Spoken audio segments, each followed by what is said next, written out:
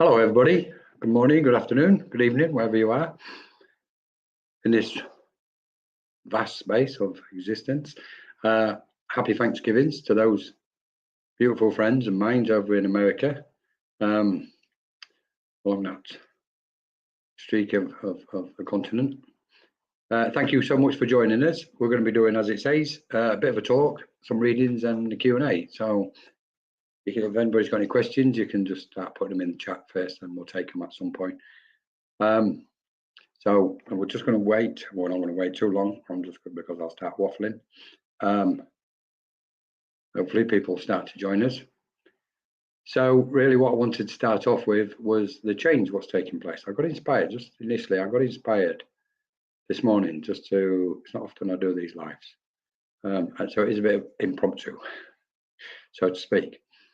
But I got inspired this morning to put this live on, to come live for some reason. So I know Spirit's very present and other beings of light are present. My understanding is we're probably just going to talk about some of the changes, the shift in human consciousness, cosmic consciousness, possibly planes of existence and frequencies of the higher self, etc. And yet it's important that we kind of step into our space, if you like, step into the light within us, and into that stillness. So we'll be talking about stillness as well. We've got lots of things coming up on Manoka Consciousness Group, which is we'll have two new chants courses starting in the new year, January, beginning of January, etc., and so many other things. Unfortunately, we were going to have a presentation on Friday, this Friday, but that we've had to reschedule for a later date. We'll keep everybody informed on that. So while we're just waiting for people on to come on, I was going to say I'm going to waffle. So, Spiritual Housewife 82A. Hopefully you're still here with us. Let us know if you are. So thanks for joining us. Yes, okay. So events coming up with Amelia. Hello, Amelia. Nice to see you. Lovely to have you with us. I've just seen your post. What a beautiful gesture. Pre-loved gift, Christmas toys. How nice. So cute. Anyway, lovely to have you with us. Waffle as much as you want, Colin. So I don't want to get to the important kind of stuff before, until a few more step in. Maybe they'll step in, maybe they won't. We'll see. Anyway, let's just talk about coming events as far as Manoka Consciousness is concerned and the Ethereal Virtual Centre. So before I go any further, some of you will know we've opened a new virtual centre, EVC as we call it, and I'd like to say immediately, straight away, thank you to all those beautiful minds what are taking some of the sessions, or all of the sessions, the meditations with Pauline, Veronica Jenkins with the Awakening Club, Tricia O'Hara with Developing Your Spiritual Gifts on Mondays, and of course Annie Fraser with the meditations and the Moon Phase community. Moon Phase community is absolutely beautiful space.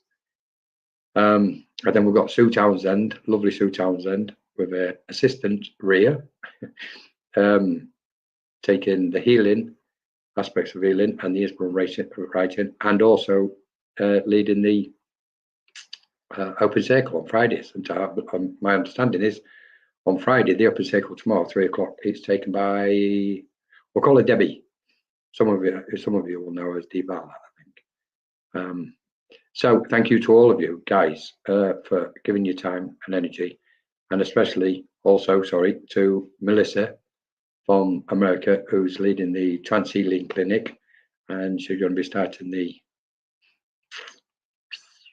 that many things going on. She's going to be starting the art class. We've just had to reschedule that, but that will, we think that's going to be put on anyway. And to Shanti, who will be leading the talk and presentation on Egypt. it will be the journey to Abydos. So that was booked for last night, but unfortunately we're just going to reschedule it for a later date. That's it, and then of course that's our own open circles on Sunday afternoons, Sunday evenings, etc. Yes, Amelia. Aha. So I'm going to be doing a talk. Just a hi, Busher. Hello, thanks for joining us.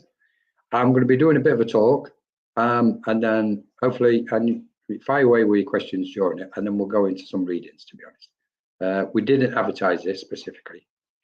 Sorry. Spiritual life. I have been experiencing a lot, especially when meditating and when I'm settling down in bed in the dark room. Oh, a dark room. I've got to confess, I actually like meditating in the dark room. It seems to be the most conducive space for us, to be honest. One, it minimizes all distractions. The atmospherics is amazing. I know some people can't stand it in the dark, to be honest, unfortunately. But I prefer, so I think you'll find a lot of beautiful experiences in there. Seems very strange, doesn't it? Can't call people by the first names, spiritual housewife. So thanks for sharing that. Anyway, so the event's what's coming up. And then, of course, can't fail to mention April is Egypt. We're going to be doing a trance channeling with cosmic beings in Egypt in April. We're really looking forward to that.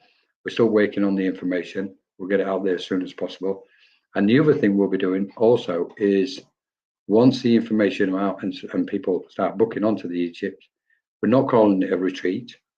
It is a spiritual event, obviously.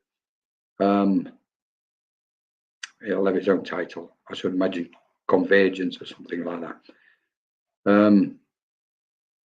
That's in April, 15th, 16th of April, around that time. And it will be for approximately 10 to 11 days, starting in Cairo and going down to Luxor. It's going to be amazing. So that's it. That's most of the things. With Egypt, hello, Amina. Yeah, you managed to jump on. Lovely to see you. I think a lot of people need a lot of energy, healing energy these days. A lot of people not feeling themselves and having different conditions. Regarding the Egypt event, what we have planned to do is we're going to be doing some practice, trance channeling practice sessions for those what book onto the retreat fortnightly from January leading up to April. So that's quite exciting. You'll have to excuse me because I'm going to be starting sneezing. I've got, should say, that's the bit I was waiting for. I've been experiencing a lot of light. That was the bit I was waiting for. Thank you so much. In the dark room. Do you know that's a good place to start, isn't it? Because when we meditate in a conducive setting, we're used to these fake, false, lights, living rooms, etc. But to be quite honest, once we get our mind adjusted and we can meditate in the dark, or for some people almost dark, I prefer total darkness. And then energy moves so much, it starts becoming very active. We can see spirit, we can see cosmic beings, other beings in that space, because the darkness, if you like, acts as a negative on the old photograph, like we would take the old photographs.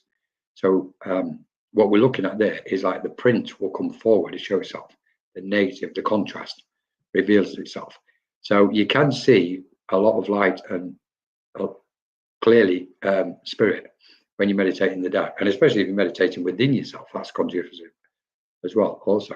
So thanks for sharing that. Hello, Lynn. I'm just going to say hello to Lynn.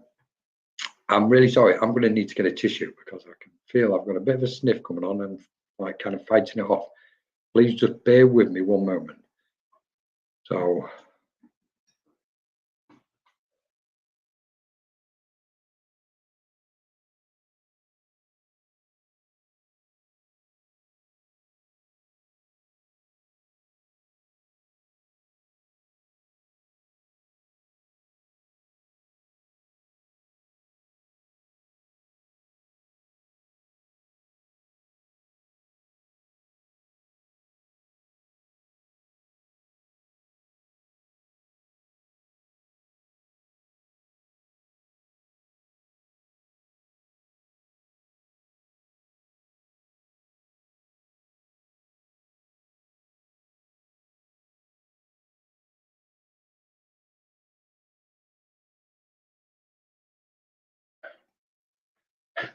Sorry about that.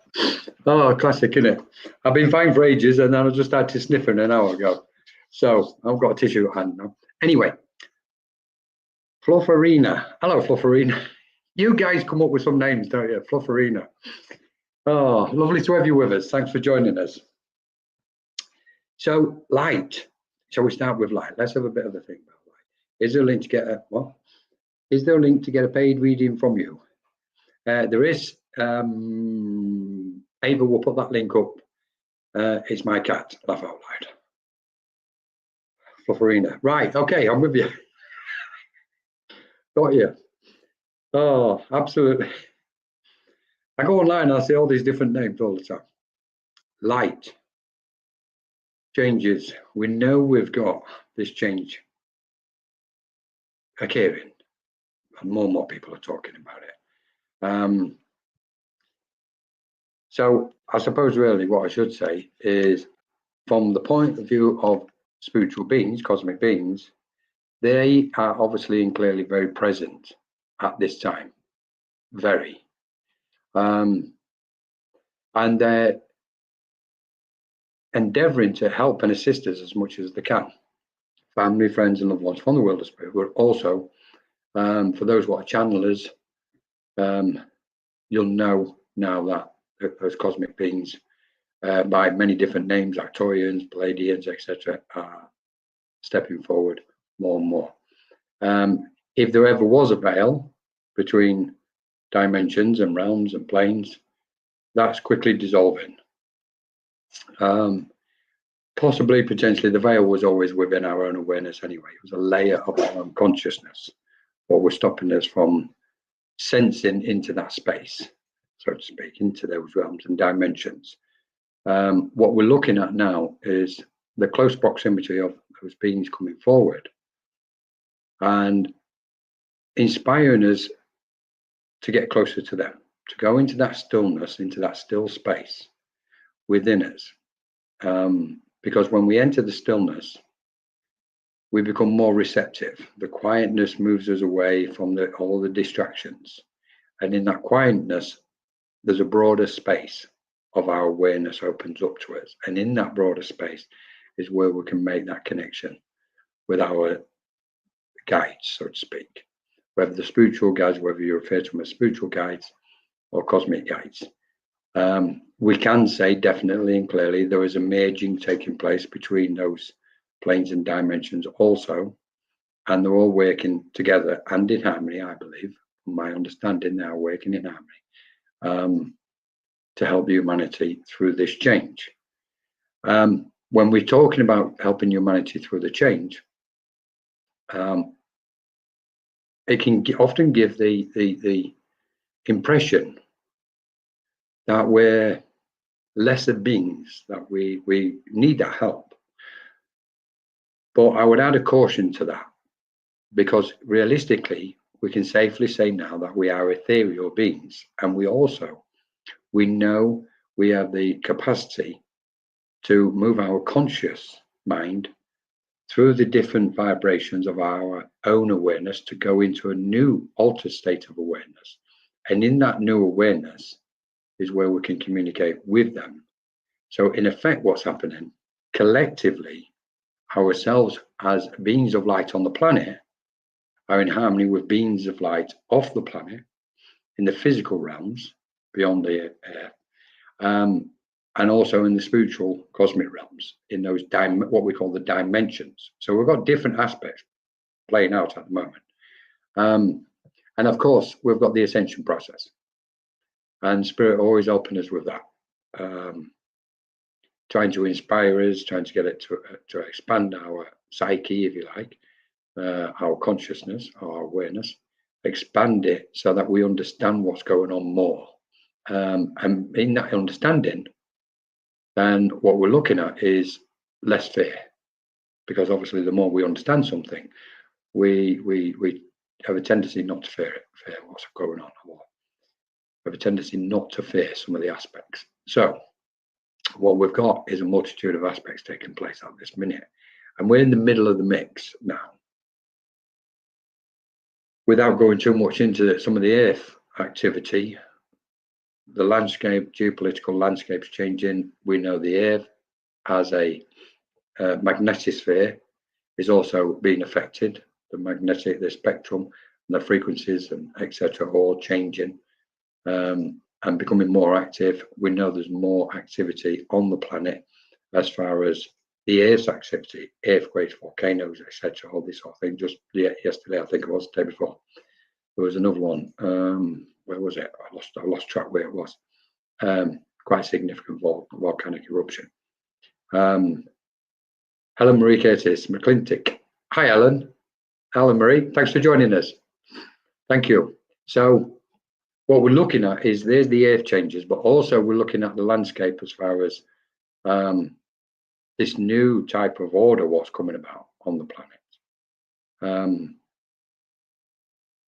which is on the one hand, AI, politics, etc., playing its role, but we're not going to dwell on that. That's causing, obviously, there's a lot of changes going on there.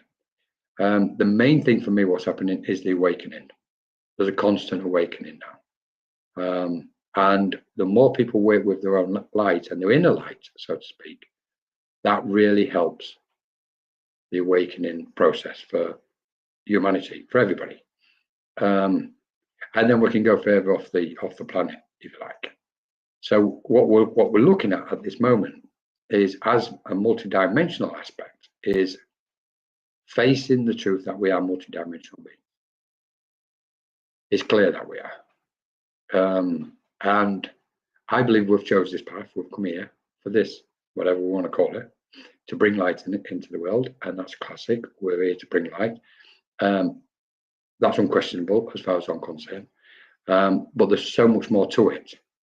We're doing so much more with the help and assistance of spiritual beings. So for some reason, the guides wanted just to step into that space for a moment to share some of these aspects with people and to try and allay people's fears, because we know fear is no good. Fearing what's going on is not going to help. It feeds that type of energy. So even though what they're saying is they understand it's very difficult for many people at the moment to stay positive as much as they possibly can because of the circumstances, what we're all experiencing on the earth, and the many different conditions. Conditions in the West are different from conditions in the Middle East and conditions in the East, etc., etc. So we've all got these different conditions taking place. So I'm just going to say hello to Lorraine Christison.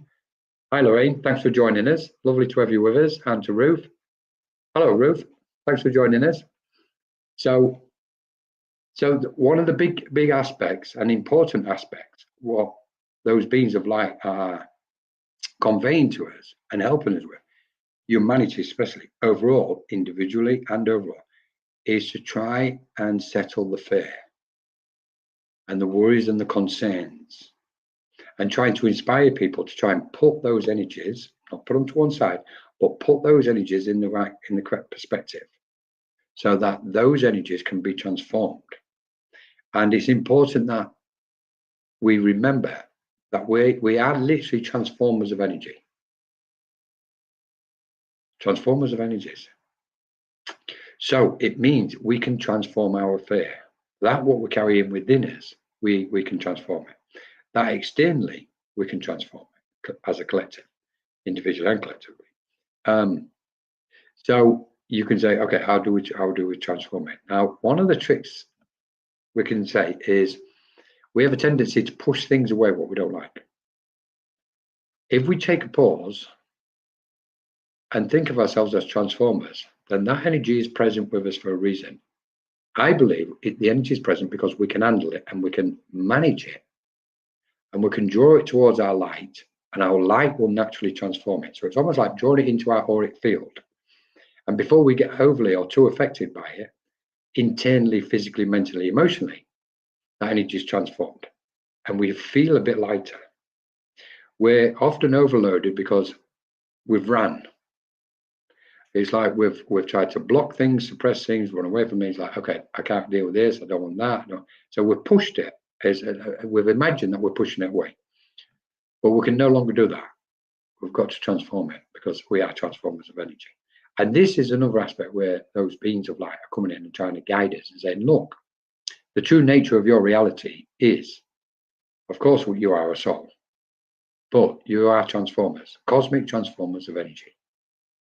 So for those who have got the capacity, instead of running from the hate and pain, etc., turn and face it and draw it in. Not too deeply where you get overly affected, but draw it in and go, I can deal with this with my spiritual guides with me, helping me, assisting me, and my light will transform it. When we look at light in a different manner, and then we start talking about the inner light of awareness, so to speak. And that inner light of awareness is really what we're trying to tap into. And especially for psychics, mediums, channels, transmediums, etc. Everybody who's out there, if we tap into the inner light of our own awareness, we're getting closer to our spiritual guides. We're getting closer, to our light, the core, if you like, to the source of who we are. And in that, we begin to emanate. And our light shines brighter. Hello, Steve. Thanks for joining us. Lovely to have you with us. Thank you. So when we enter that inner light within us, I liken it to this. I liken it to the inner light of stillness. But let's just we just stick to the inner light at the moment. There we can tune in to our spiritual guides. We can get closer to them. We can hear what they're saying, or sense what they are saying. Bear in mind we are sentient beings. We can sense with a greater clarity from that point of our own inner light. Often what we attempt to do is try and communicate with spiritual beings amidst all the clutter and chatter of our minds, our own thoughts. And then obviously people will go, well, I don't know how to do it. I can't quiet my mind, etc. I can't get in because my thoughts are in the way. I can't tune into spirit because my thoughts are in the way. Now, what's interesting is we don't need to remove our thoughts. They're virtually impossible. And I say virtually, I didn't say totally. Virtually impossible in this instance, okay? What we can do is move our consciousness further away from our everyday thoughts. Take our consciousness through that line or stream of everyday thoughts, taking our consciousness beyond them.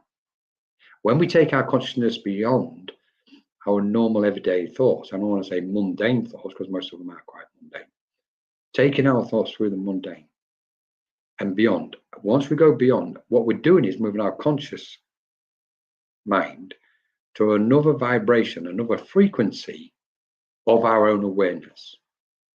And on that other frequency is where things become calmer and still, more settled, but also clearer, it's sharper. And from that moment, we then can tap into spirit and those cosmic beings even more. So, and that's not a big leap. And spirit, it's funny because I didn't have a clue what we were going to be talking about tonight. But it's a big leap. The idea is not to put ourselves under pressure when we're doing this. It's to be just relaxed and calm, go in that space and think, okay, I don't need to stop my thoughts. I need to move the thoughts I'm having at the moment through the rest of them. Just to kind of try and give some clarity on this, there's two main aspects to who we are, as well as, ethereal and spiritual and all these things. There's two main aspects. We are consciousness and awareness itself. Now, what's interesting, hi Kaz, thanks for joining us. So as consciousness and awareness, we can say, okay, in effect, we're like a drop. The consciousness is like a drop and our awareness is like the ocean. And that drop will move to different locations of the ocean. Okay.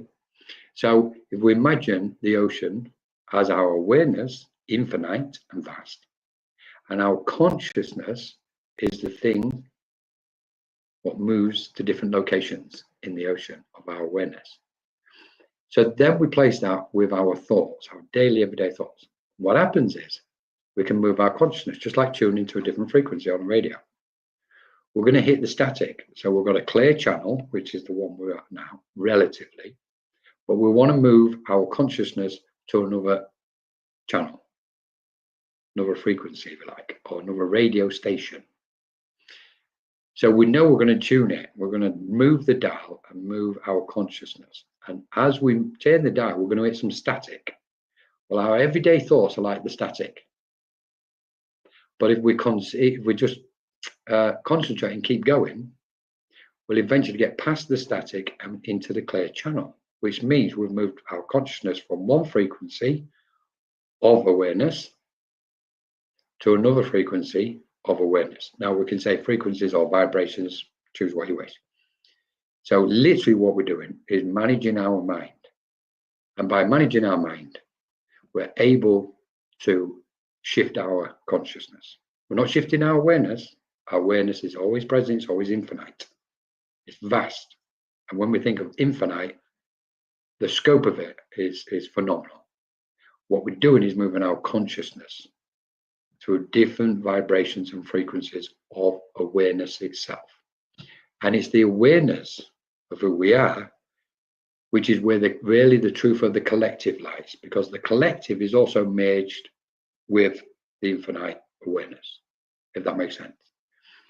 So we can liken the ocean of our own awareness as a collective where other consciousnesses are present, other droplets in the ocean of awareness. And that's why we bear these similarities, thoughts, feelings, etc. That's why we're all kind of having this spiritual awakening, because we're all swimming in the same ocean of awareness. But our consciousness is the thing what's doing it. That's where it's most active. Okay.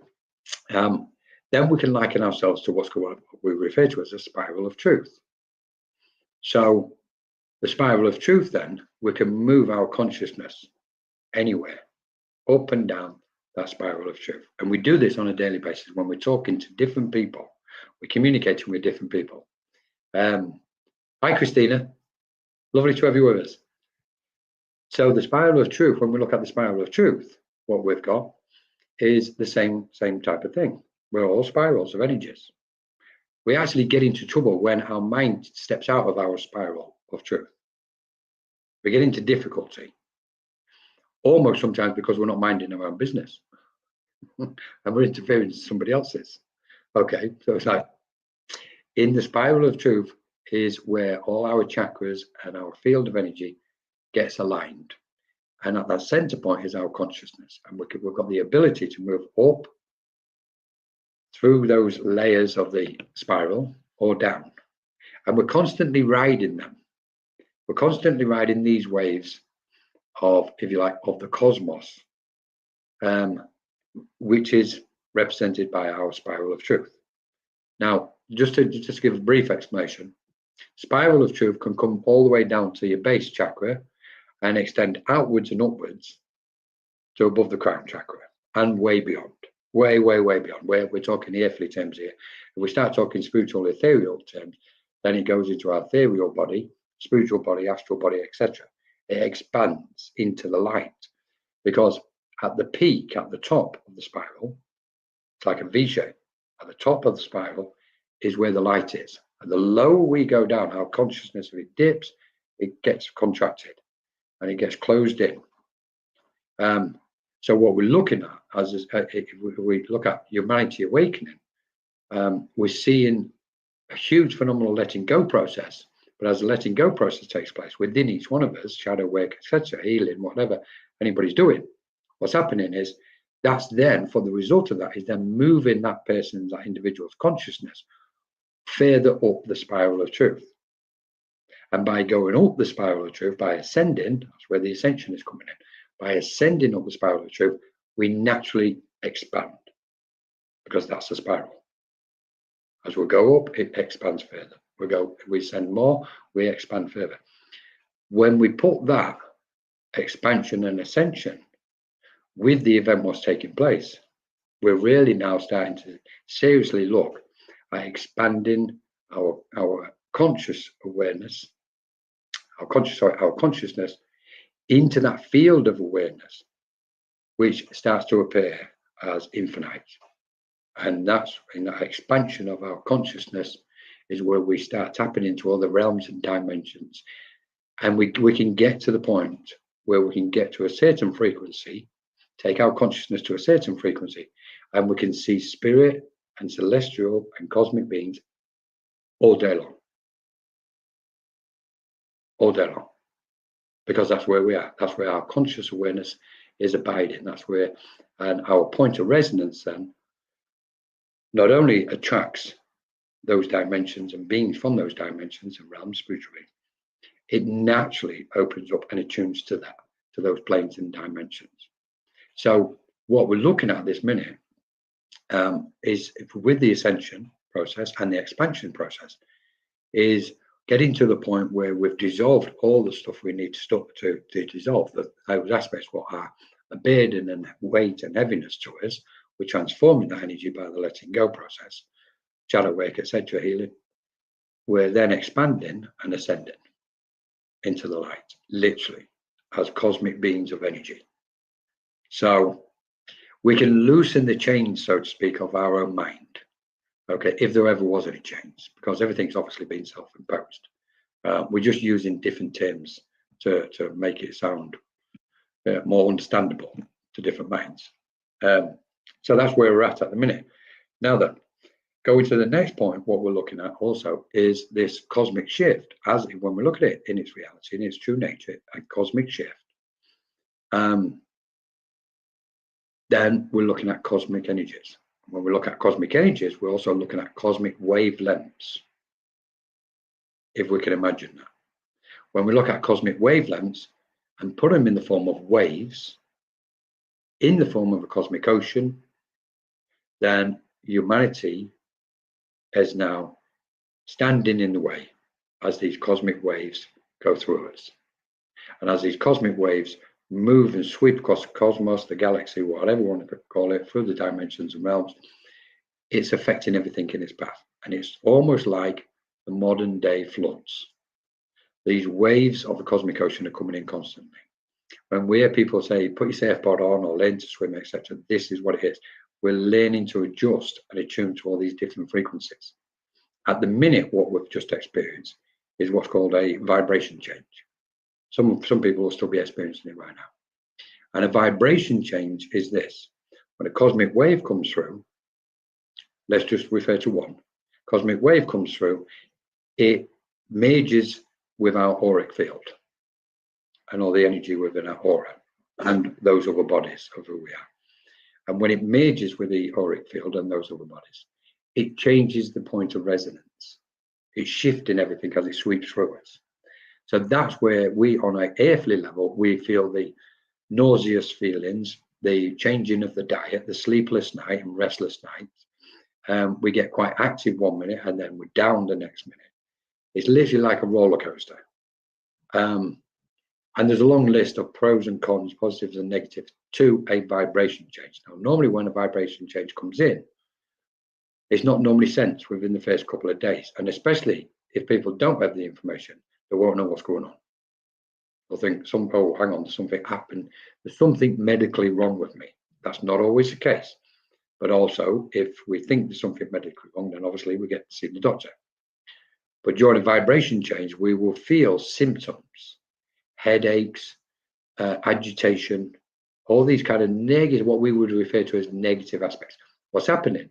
Even old conditions, physical conditions, ripening, and we're feeling them on our bones and our body, okay?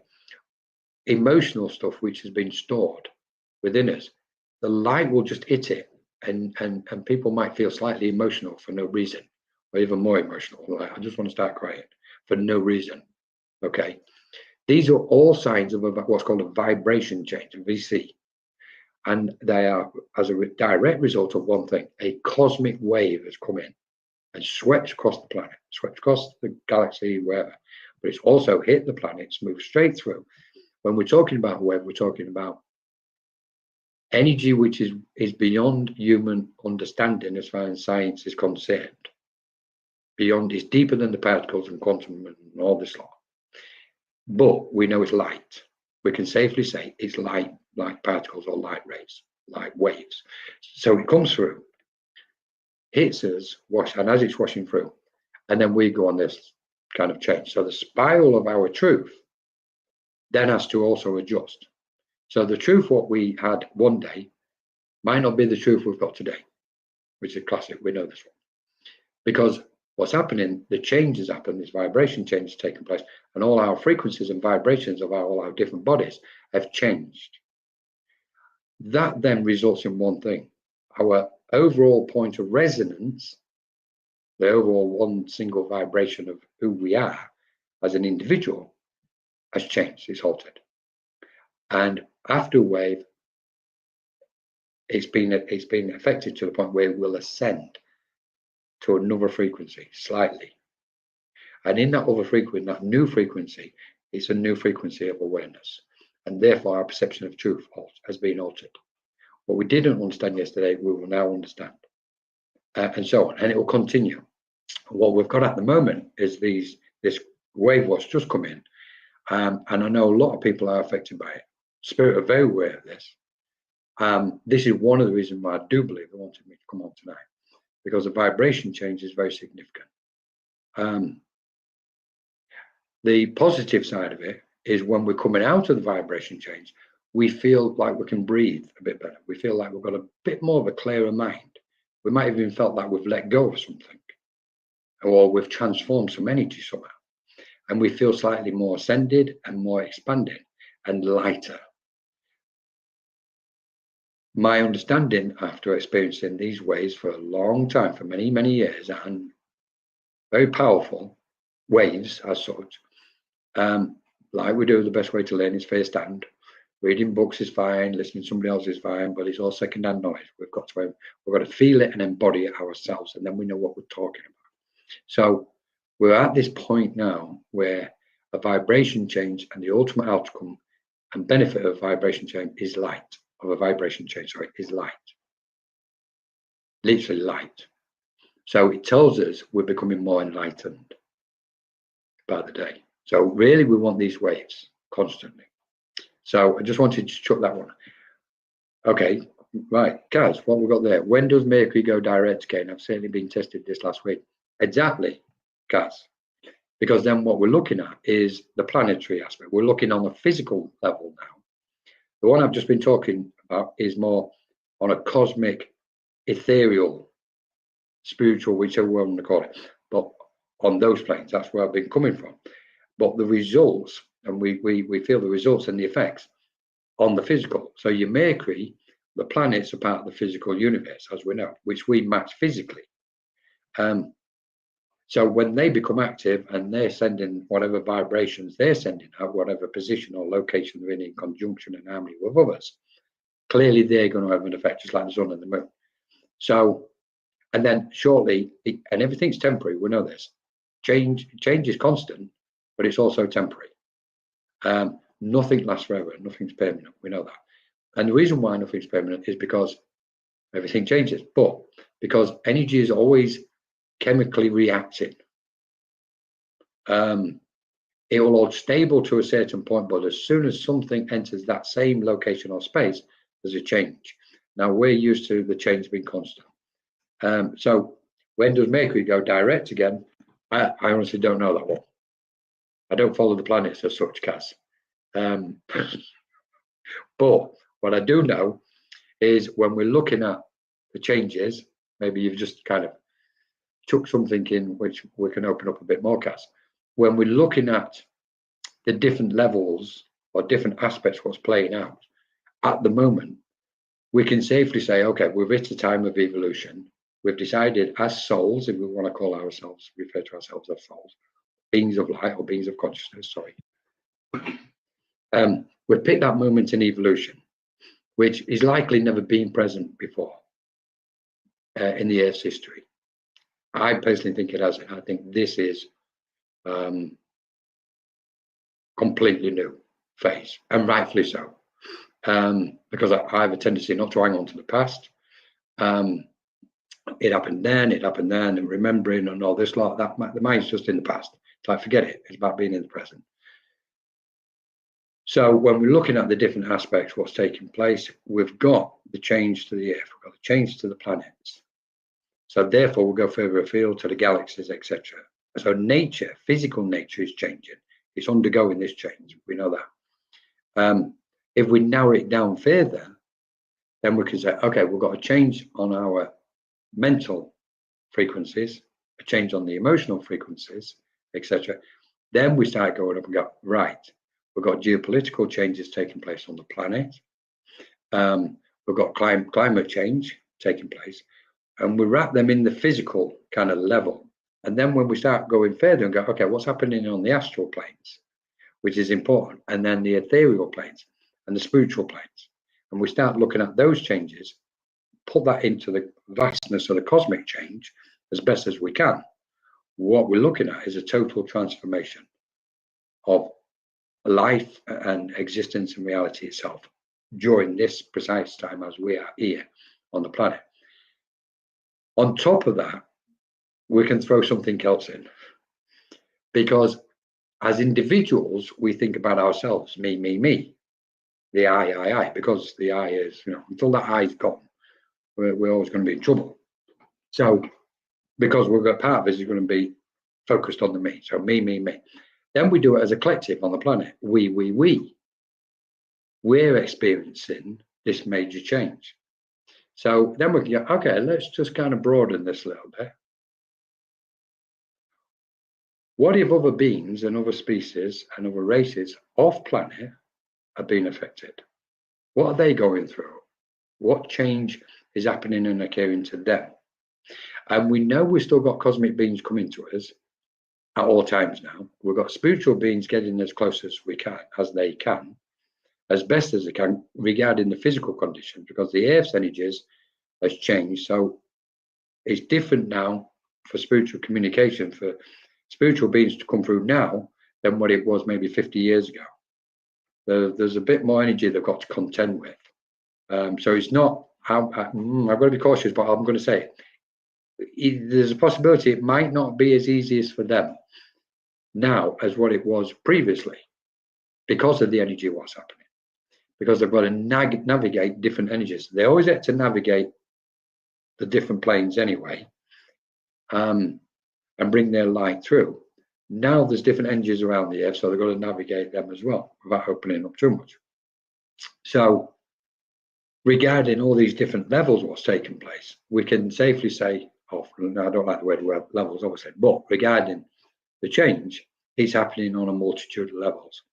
And if we want to be or consistent, so to speak, if we wish to be consistent with what we believe in, most people believe in, as a collective of beings, then we've got to extend that thought to other realms maybe experiencing this change. Of course they're experiencing it, but the question is, to what degree are they experiencing it? And at the same time, they're still coming around us, especially those, let's say, lighter beings. I don't want to say more elevated, but I think you get what I'm saying. So then from that point, we're just totally blessed. So we've got 2 points going on. One is, as the change takes place, it's taking place on other planes and other realms of existence, because if it's a cosmic event, everything in the cosmos is being affected by it. I don't believe for 1 minute it's just exclusive to the planet. As much as we sometimes, humanity likes to think it's the center of the universe, we know it's not. There's so many other realms and everything around us, in the space around us, between you and I right now, between you and whoever's sitting in that space with you. There's dimensions and realms of the cosmos in that space right now. So therefore, that's been affected. That's changing, opening up, etc. So we're looking at a broad spectrum of knowledge as far as we understand it at the moment. So good point, Kaz. Yeah. Amina, it feels denser to me. Oh, sorry, Christina. Let's go first ones first then. Let's Christina, if that's okay. Lately I'm feeling down, depressed. Don't want to meditate or do much to stay in my low vibe soup, which is so untypical for me. Is this part of the vibe change? 100%, Christina. 100%. I've actually, funny, because I wasn't expecting this part tonight, but then clearly, obviously, Spirit has steered it towards the vibration change so people get this information. But it's funny because a couple of days ago, I literally put a short video and a list of different things connected with a vibration change. It's actually, anybody, oops, sorry. For anybody who may be interested, sorry about that, there's a lot of aspects in the book regarding vibration change, and a list of both negative, positive, and what's you know, the effects it's having. So for anybody who's got the book, have a look at vibration change because it's quite helpful. For those who want it, it's available. I didn't have intention of plugging the book, but it explains in further detail the vibration change. This aspect of density, if I had a picture ready, I would have brought it up and put it up, to be honest. But this aspect of feeling denser and heavier, about similar to what Amina's saying, it feels denser to me. What's happening at that point is our consciousness drops into the dip. If we imagine a spiral of energy, we just drop down a frequency and we feel contracted. We draw our energies in and it feels heavy around the space around us. And then we naturally, our natural instinct is to withdraw and close down. And by closing down, it feels even more heavy. When the wave has passed, that's when everything starts to loosen up and lift and fall away, so to speak, and our mind starts opening up and expanding. We start to feel clearer, and then we become elevated and ascended. We feel lighter from that point. The key with a vibration change is just to hold fast and try and ride it. Go with it whenever you feel you should go with something. Importantly, rest. The most important thing, what I found regarding when a vibration change is in, press the neutral button. Because generally, every day we operate between negative and positive in our interactions on a daily basis, mentally, energetically, emotionally, etc. So it's like push the neutral button within yourself and just go, I'm just going to press pause here. And the wave will just go through you. With a lesser impact, if that makes sense. So it's almost like, how do we press the neutral button? Well, it's just go, okay, I'm not making any decisions at the moment. Today, I'm making no decisions. Because if I make one today, it will be rash. I'm not clear thinking, and I'll end up with the consequences of it. So I'll just press pause, make it in an hour's time, make it tomorrow, make that decision tomorrow, etc. Etc. Effie, pause and drink lots of water. Exactly. I wasn't expecting that at all as well. We'll look in the book for the vibration. Yes. Yeah, please do. Have a look. Pause. Correct, Effie. Press the pause button. Go to neutral.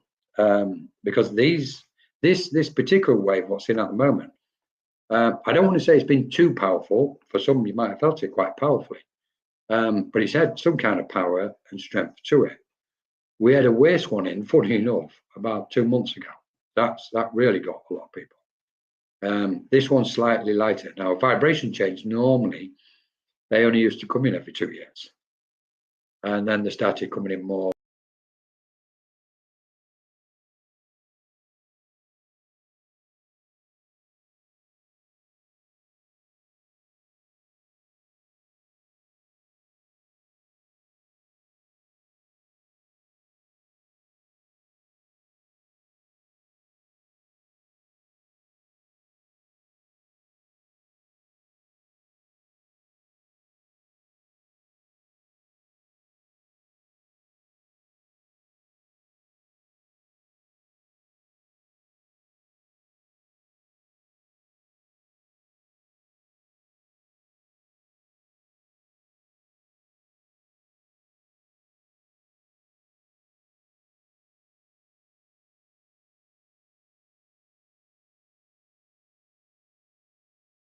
Yeah.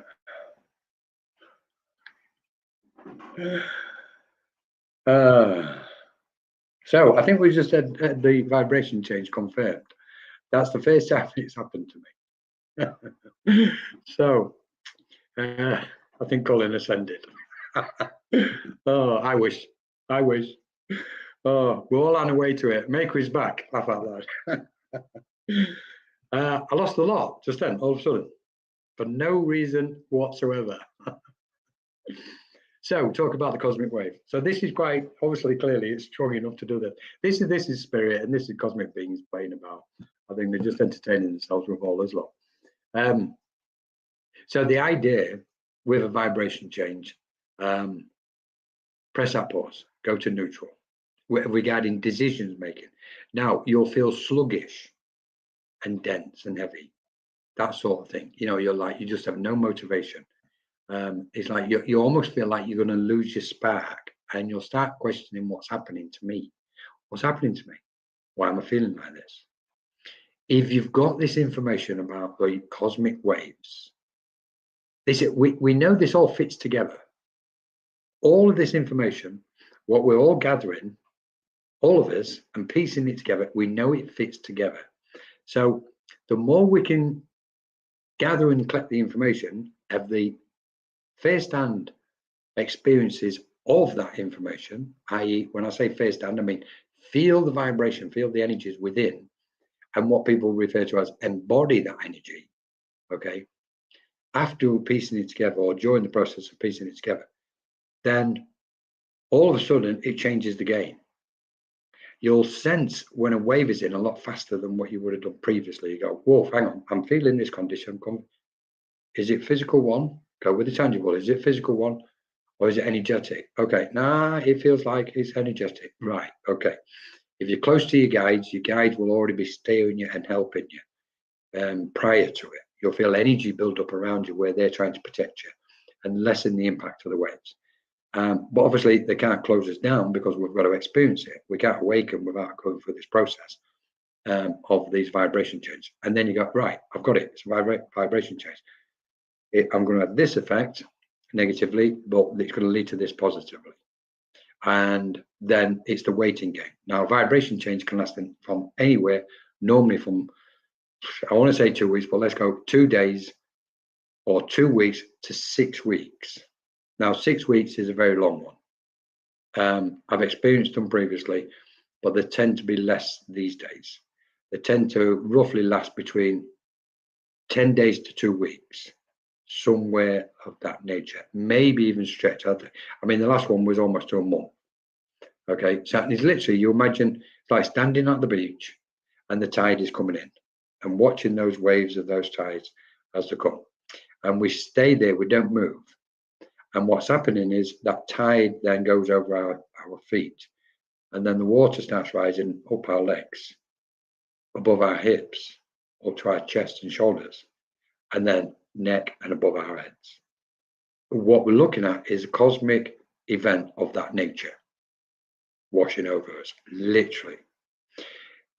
We can't turn and run from it because there is nowhere to run. So we can't just run off the beach and go to high ground.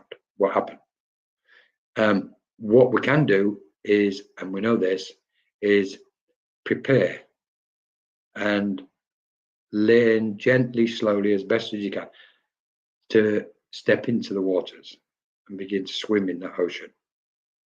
Because in that ocean is where all the dimensions are, and realms and planes of the cosmos. So, and we're likening it to the waves of light energy coming over and washing over us.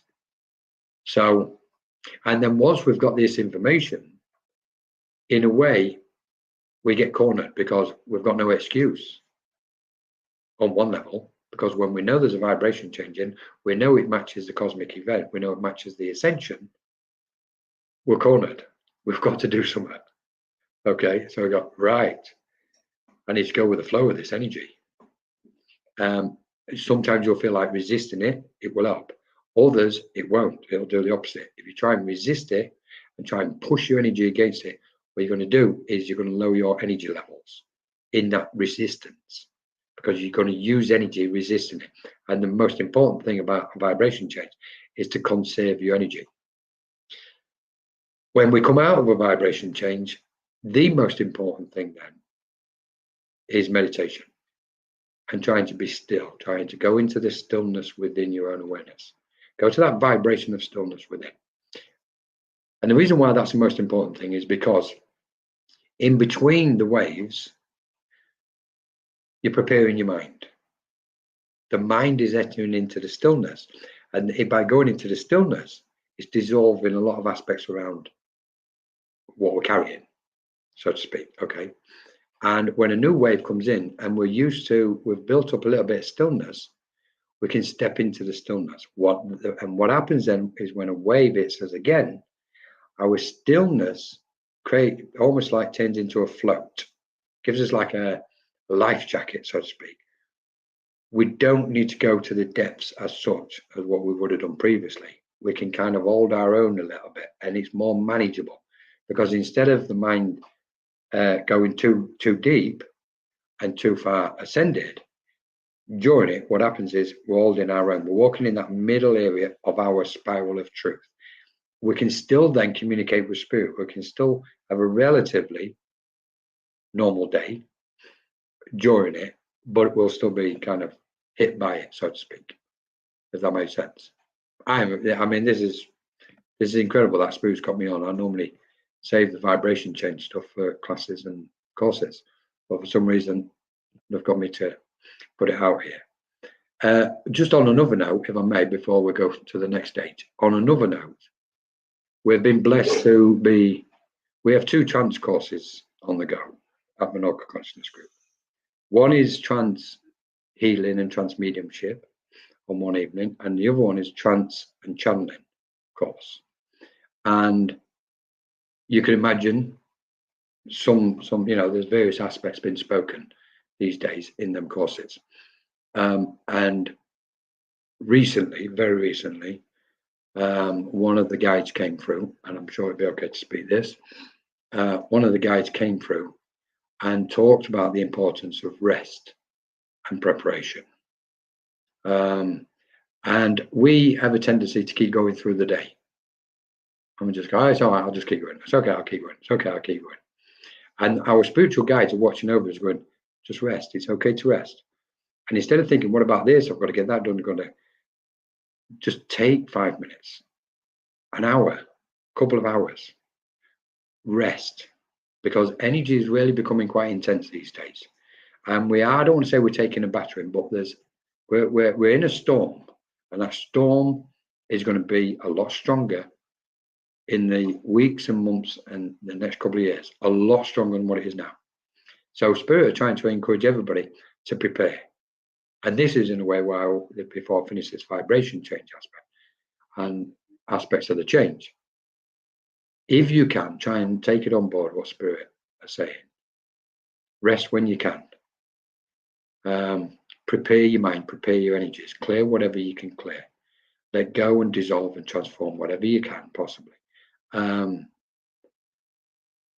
I feel we're very blessed because we're in the most beautiful space. This spiritual space is filled with so many beautiful minds. So many beautiful minds. I refuse to go on to the negative aspects of what's going on in that respect. We've just got a blessing where if anybody wants to chat, if they want to talk, if they want to find information out, it's in this space, it's in this spiritual space, and broader, out there fairly. So if anybody needs it, utilize the people within the space. Because I've come across some amazing, really sincere, beautiful minds over the time. Anyway, so preparation is key. So Kaz, I keep hearing, oh, Christina, let's have a look. Which one's first? I don't know, sorry. Oh, Christina, oh yeah, I'm so frustrated with this situation pushing against, so I ended up feeling drained. It gives me such a relief that you are describing and talking about it. Thank you. You're very welcome, Christina. It's important not to push against it. We know something, what if we're resisting and fighting against, it's like swimming upstream. We're just going to get tired at some point. And we'll get tired often it's weird in how it works. So often we'll get tired and drained during the time when we need our energy the most. So Kaz, thanks Christina. So, Kaz, I keep hearing it's time to rest and recharge as end of December. To use turning point is going to be intent. It is, Kaz. I really don't like sounding, one of these what's blowing a trumpet. But in this case, I've been following and watching and reading and literally drawing about these waves of energy, cosmic energy, for 30 years. I've been absolutely, hit by them. Some of the early ones was phenomenal. And it's here. Everything from them days was indicating this was the time in evolution. So when you say it's going to be intense, it is. There's absolutely no question about it. It's going to get more tense. The situation is going to get tense. There's going to be a lot more strife. There's so many aspects of what's coming, and we need to be spiritually prepared. And it's not as if, we have to get all fanatical over it. No chance. Spirit, I'm not saying that. They've never said anything of that nature. We just need to be really focused and sensible. Have a little bit of discipline and give ourselves rest. Meditate when we can. When you don't feel like meditating, don't meditate, because you're going against it. There's always a sign. There's always that feeling, intuitive, instinctive, spiritually. There's a sign. Yeah, it's time to meditate. No, don't meditate at the minute. Go with that first thought. Go with that instinct and intuition, what you sense. The main thing is to let go. Thanks, Katz. The main thing is to let go as much as we can. 100%.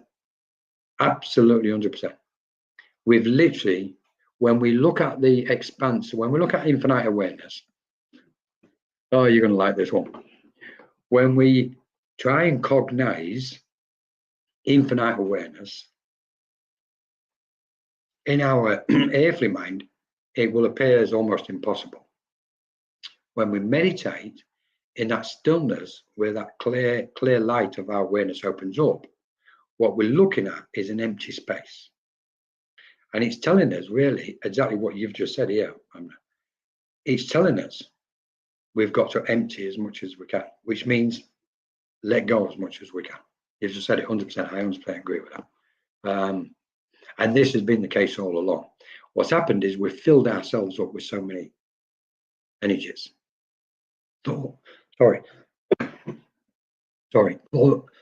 emotions, wishes, hopes, dreams, hurts, pains. We just loaded ourselves up without understanding how we can use energy as beings, energetic beings. When we put it in a nutshell, we are energetic beings. So, okay, we're energetic beings. Forget the human aspect. Forget it. It's just a cloak. It's ridiculous. It's like energetic beings. Okay, if I'm an energetic being, I'm having a thought. That thought's got to be energy. I'm having a feeling. That feeling's got to be energy. Whether it's a wave or a particle, it doesn't matter at this point. It's energy. So then go, okay, how do I deal with that energy? I.e., then we go, how do I deal with this particular thought? Well, naturally, we transform it because it's present. So it's there, it's present. So for us to transform it, how do I deal with this feeling, this emotion? Well, it's present. Transform it. Because most emotions, what make us suffer and give us hurting, pain, etc., are normally lower vibrational, low, slow moving. When I say lower, doesn't always mean denser and darker. What it means is it can be of a denser nature, but what it means is it's a slower motion. It's a slower wave. It's moving slower, so it's sluggish. So when our mind drops down, it starts moving in a more sluggish manner. When our mind descends, it's fast, it's rapid. So it's like, poof, that's why we feel sparked up. That's when we want to trip the light fantastic. Let's trip the light fantastic. And all our mediumship, our channeling is a lot clearer. And then when we go, when our consciousness dips down into that dip again, then we go, where's my link to spirit gone? Where's my link? It's not working. I've lost it. And it's like, we haven't lost it. It's because our mind has moved and everything's kind of concave. It's coming in. So it's like, okay, let me just press pause. Like Evie says, press pause, plenty of water, keep calm as best as you can. You go, right, no worries, no cons. Now I'm building my energies up. Right, now I'm going to deal with it and I'm going to let go. often, finally, on this one, we can say, we can put this in. What we're looking at, part of the event, what we're looking at, how an aspect of this cosmic change, at this very moment, we have entered what's called a psychic abyss. And if you think about that, psychic abyss, so we know psychic is of the psyche, which is our mind. An abyss is like the ocean. We're going into the abyss. So it feels, it got the appearance of being darker because it's further away from the sunlight, from which we normally have on the surface of an ocean. So we're diving into the abyss. And what happens, then the pressure then comes in around, it closes in. Okay, we are all in this psychic abyss at this minute. And it's important that we really protect our energies. We enter that stillness as best as we can. Rely on each other. No man is an island unto himself. Nobody's going to do this on their own. We can only do this together. End of. So if there's anybody out there thinking, I'll just do it my way, I'm on my own, carry on. Because there's a moment we realize within the depth of our soul, we are interconnected. And we can rely on each other. Can't always rely on some people. We think that anyway, not at the moment. But on others, we can. We know in this space there's beautiful minds, where we can talk to and chat to, etc., and continue with this aspect. So yeah, and let go. Just a final note on that, what Hamna just said. The main thing is to let go. Normally, when we go into the abyss, or when we go into those lower vibrations of our spiral of truth, our consciousness dips into those kind of slower frequencies. What happens is the pressure, and in a way this doesn't sound good, but the reality is beneficial. The pressure of being in there gets us to look at things, what we need to let go of. It gets us to reflect and see and analyze our mind.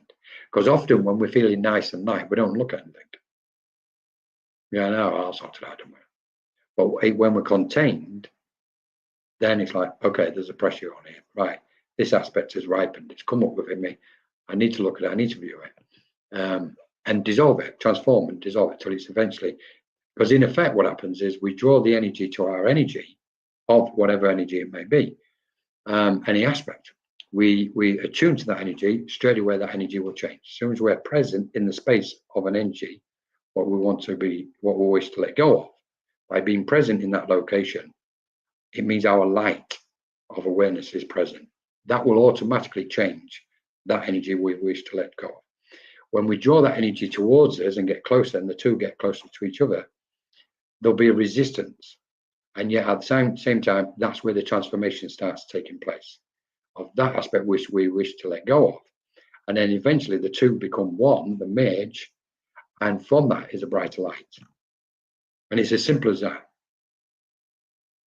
So it's all to do with transformation. So anyway, good point. Hamna. Flufferina, I love this. Flufferina. Oh, sorry, spiritual house. I've taken time out of the last 11 months. One can become overwhelmed, so in order to allow the energies to flow, one must shed some of the spiritual baggage we have accumulated. 100%. The thing is with that, we can't just throw it to one side because it's energy and it's our energy. So at some point it'll come and meet us in the future. So by taking the time out, we're taking the time to transform it. And it's true. Everybody can become overwhelmed at some point. And it's really important. I like what you're saying here. It's important to allow the energy to flow. Because we have a tendency, a very strong, powerful tendency to control, to be in control. And that sense of control is like tightening a fist up. It's tense. That's it. That's what we do. I want to control. And then we become tense. Most of you guys will know when you go for a meditation, it's like you can feel things fall away from you. And you go, where did that come from? What was that? I didn't even know that was there. And the more you go into that space, the more things fall away. In effect, what's happening is the light is dissolving it from around us. So brilliant. One must shed some of the spiritual baggage. I just want to go back to that point with let's open this one up. One must shed some of the spiritual baggage we have accumulated. I love this one. Sorry, I really like this because this is very relevant. And it's worth noting that on the spiritual path, we're like sponges. Especially when you start off on your spiritual path, you have whatever psychic, event you have, which is psychic expansion, opening up. All of a sudden, there's new things appearing. It's like being in a sweet shop. That's beautiful. That's beautiful. And it's like we start grasping spiritually. The mind will grasp. And I want to learn this. I want to learn that. So we turn into a sponge, and we start absorbing lots of spiritual teachings. By absorbing lots of spiritual teaching, we're absorbing lots of spiritual energy, because all the teachings are energy, and we can be overloaded with them. So it's really important from day one. Most important thing for me, and I'm going back somewhere. So please forgive me on this. I'm going to go back, but I'm going to bring it back to the present stage.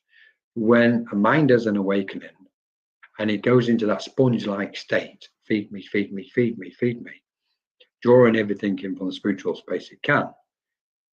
Obviously, innocently, because it's excited, it wants to make sense of everything, it wants to understand it, wants to let go of the old, and it wants to absorb this. What happens is we have an overlap. We have an overlap with our old thoughts from the 3D reality, and an overlap with the 4D reality with the spiritual teachings. So they start blending. Now, there's a bit of a danger in that, because when we proclaim to be channelers for spirit, some of the channeling which is transmitted can be contaminated with some of the old 3D thoughts within that particular mind, because it's taken that much on board. So in effect, what we've got to do, and as soon as we immediately, in the beginning, once we've had an awakening, is, even though it's right to be a sponge, but every so often we need to wring the sponge out of its density. We know a sponge gets heavy, and spiritual teachings can be heavy if we gather too much. And there's some people go, well, spiritual teachings can never be heavy, Colin. And I would part agree with you, but there's another side which I want to refer to. The reason why they become heavy is because unless we put a spiritual teaching into action, into practice, we're holding on to it. And we gather and collect another spiritual teaching, we're holding on to it, and so on. And if we don't put it into practice, therefore it comes in, we sense it, whether we hear it, have the realization of it, or we read about it and we're absorbing it like a sponge, we must put it into practice, because what we're doing is we're becoming that clear flowing channel. Similar to what Amina said, we've got to let go. And we have to let go of spiritual teachings in the form of putting them into action. And once we put them into action, the channel then is clear. So, okay, I've got a clear channel, receive more spiritual teachings, analyze it, think about it, expand, ascend back by its energies, and share it, put it into practice. We're opening up and being that clear vessel again. We can receive more. So this is a really good point what you've just put. I wish I knew your name. This is a really good point, spiritual life. We've got to shed some of the spiritual baggage. Also, on top of that, because once we've had the awakening, the number one thing is to manage our energies. It's really important. It's trying to get the information as soon as we can, put it all in order and go, right, got it. Okay. Meditation, have a discipline, keeping the clear mind. Okay. If we don't do that, that's, you've just described exactly what will happen. We will end up carrying lots of spiritual baggage. And that spiritual baggage is actually often put on top of the old baggage from the 3D journey we've been walking, or what that particular mind has been walking. So the garbage and the bag, whichever one you call it, if we call it garbage, can't it? The garbage and the baggage from the 3D world and all the aspects what's taking place with us, from all the experiences we've encountered, what we haven't transformed the energy of, spiritual baggage then gets put on top of it. So you go, okay, how can I become a clear vessel and channel? It's like, good, exactly what we said earlier. Let go of everything, the law. Even all spiritual teachings, every piece of knowledge, none of it is any good to us up to this present one. So everything we knew previously, we can let go of. And when I say previously, I mean up to the present thought. When we need to recall it, our mind has the capacity to bring it up and get it to ripen in an instant. And that's it. It's there, it's present. So, but it's coming from its correct space. So, really good point. I'm so pleased you brought that up. Wring the sponge out, everybody. Don't forget, because the other aspect with this as well, we can bring another aspect in with spiritual baggage, is we will listen, or often be in locations and listen to things what have been spoken, and we'll take them on board. We're receptive beings. We're as though, even though we're transmitters, we're also receptive. We're receiving. This is the electromagnetic field of our energies, transmitting and receiving. Energetics from the full spectrum of all these different frequencies and wavelengths and vibrations, etc. So, as we're taking them on board, some of them won't fit or match us, but we'll take them on board. What I've always done, and the way I would suggest what people do, if something doesn't feel or sense correct, try not to take on board. Even if you've got what's called, people out there, spiritual teacher, etc., saying, no, this is the correct way, this is the correct way. No, that's the correct way for that mind. We must find the correct way for us with our spiritual guides and be guided by our spiritual guides in light at all times, as much as we possibly can, keeping our mind and our energies as clear and as bright and illuminated as bright as we possibly can. And we will come across and be presented with all the spiritual teachings what are necessary for us in that moment. Our karma will bring it up and ripen in front of us. So we need to have discernment too, as it's not always spiritual truth that is taught. Correct, because if it resonates, keep all of it. If it doesn't, let it go. 100%. Don't take it on board if it doesn't feel. And the thing is, if we're meant to have this, if there's a teaching where in that moment, we don't feel it's for us, it's okay, and it might be for us, but we reject it or we don't take it on board. It's okay. Still don't take it on board if that's where you are in that moment. Because what happens is your spiritual guide will present it further down the road. And you'll see it again. You'll come across it and you go, oh, hang on, that's coming back. Okay. And then if you don't take it then, it'll come back again. They'll always make sure that we get that information, what we need for us to continue to create the greater picture in this cosmic puzzle, so to speak. Good point. Very good. So we've got oops. We've missed one. Are we? Oh, hang on, there's more. Okay. Hi, Mary. Oops, sorry. Looking for a word of hope. I've worked very hard to clear stuff. Losing hope of an insignificant positive change. Losing hope of a significant positive change coming of it. I think I might have got this right. Let me just read this again. I'm sorry, Mary. Looking for a word of hope. Mary, you are hope. You're living hope. You're it. We are it. Our light is that hope, or our light gives us that hope constantly. And you've worked very hard to clear stuff. I think what happens sometimes we can say, thank you, Mary. Losing hope.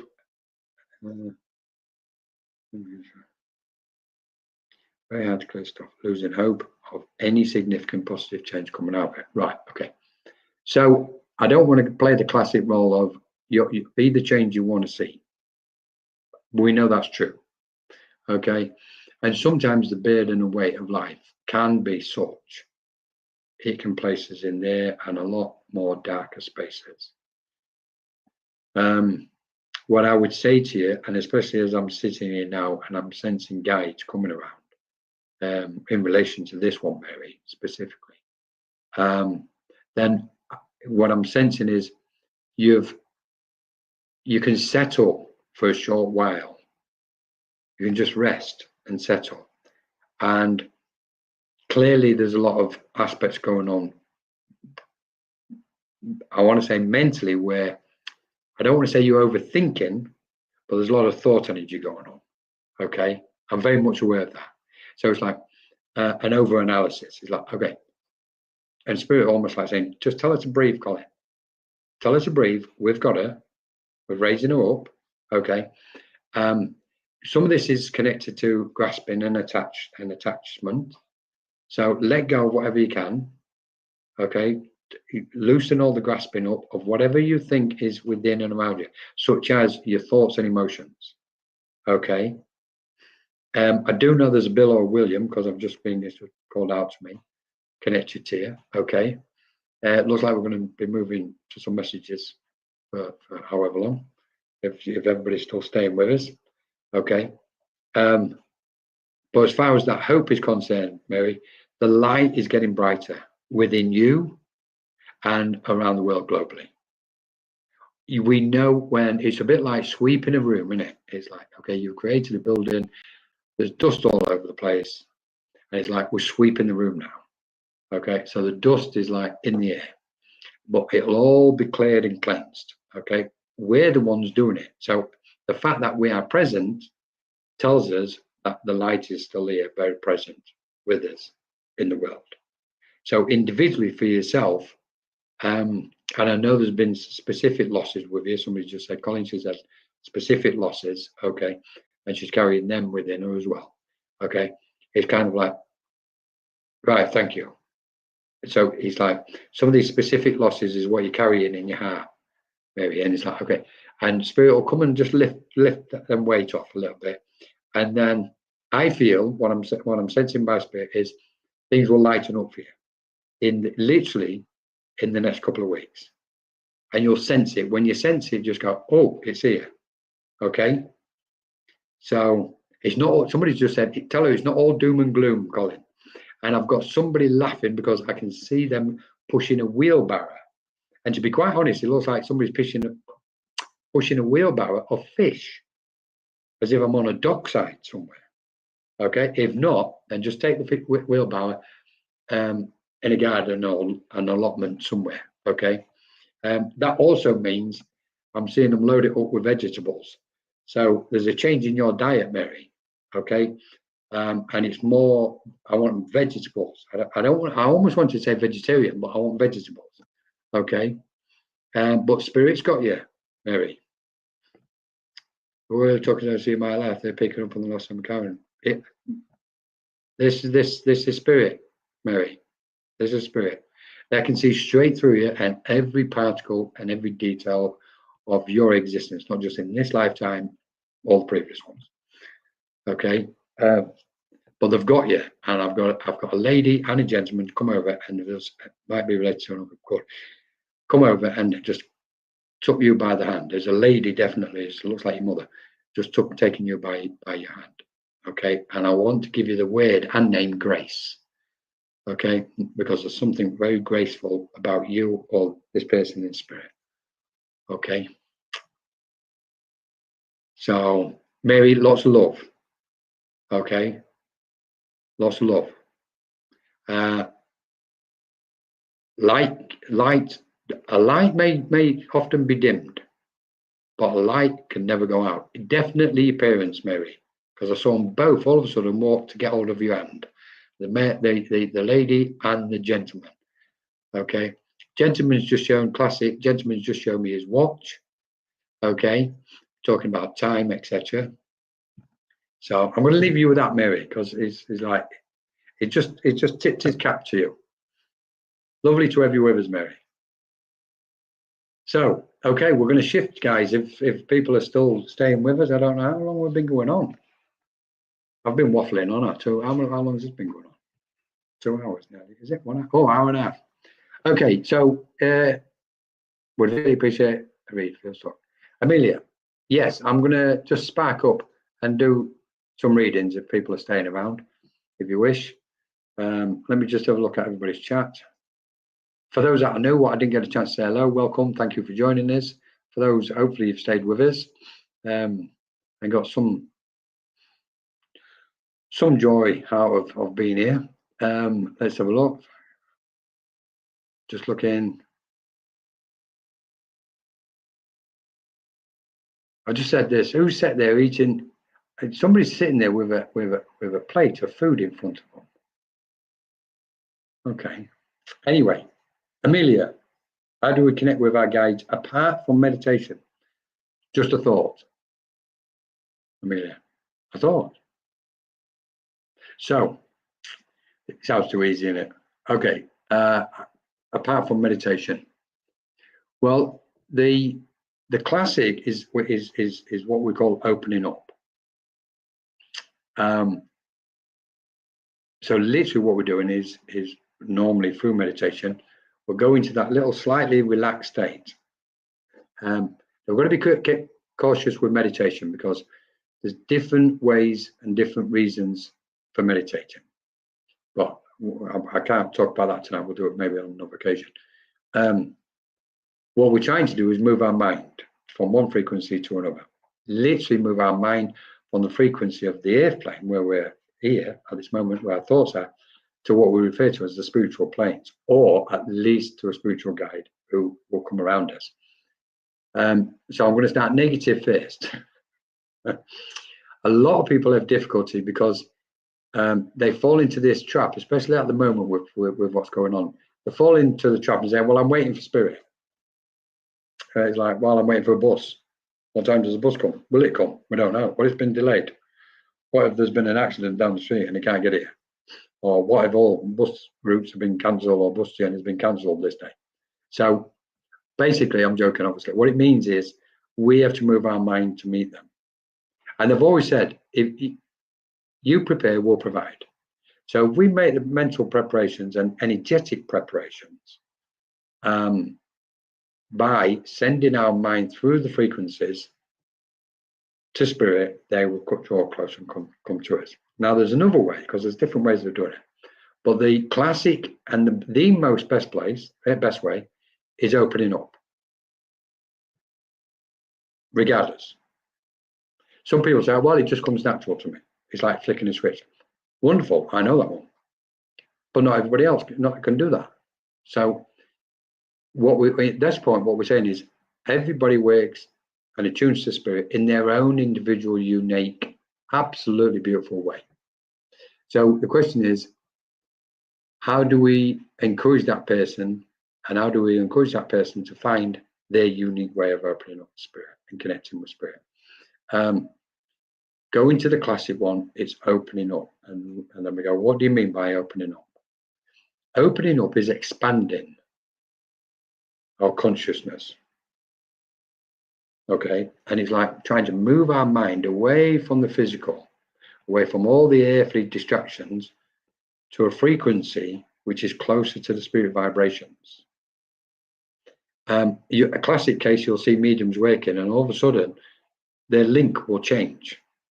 And often it's because their mind has come back into the physical and they've got distracted by something in the space. And then they'll say, right, well, I'll ask spirit to come back. And it's like, well, spirit hasn't gone anywhere. Spirit's been there all the time. It's the mind, the individual's mind, what's moved away from spirit because it's got distracted. So the key, one of the keys to connect with spirit is to minimize distractions of your mind. I'm giving more details on what really, because I don't want to complicate things. So let's stick to the opening up. So literally we're going to expand our awareness. By expanding our awareness, we then start sensing. Our sensitivity gets heightened. And we can begin to sense those like cold shivers down our spine. We may get audio, as in clairaudience, taking place where we hear their voice. Clairsentience is across the board, 100%. Everybody is clairsentient. And clairsentient covers all the rest of all the clairs. Fact. Because all the other clairs are connected to senses. So your clairsentient is what generally most people work from. There's very rare but beautiful, a small handful of clairaudient where they can hear voices as if we can hear somebody else standing in the same room. Clairaudience isn't hearing voices in our head. That's still clairsentience of an audient aspect. So clairaudience is when we hear it externally, physically. Okay. And then, of course, you've got clairvoyance, which is seeing spirit externally. Again, not seeing spirit internally in our mind, seeing spirit externally, where we're looking as if we're looking at a person. We've got the voyance to see, as in the French word to see. So then you go, okay, these three basic ones. Then there's others. There's a lot more clairs what people are coming up with. And I won't take a joke. I won't make a joke about it in a minute.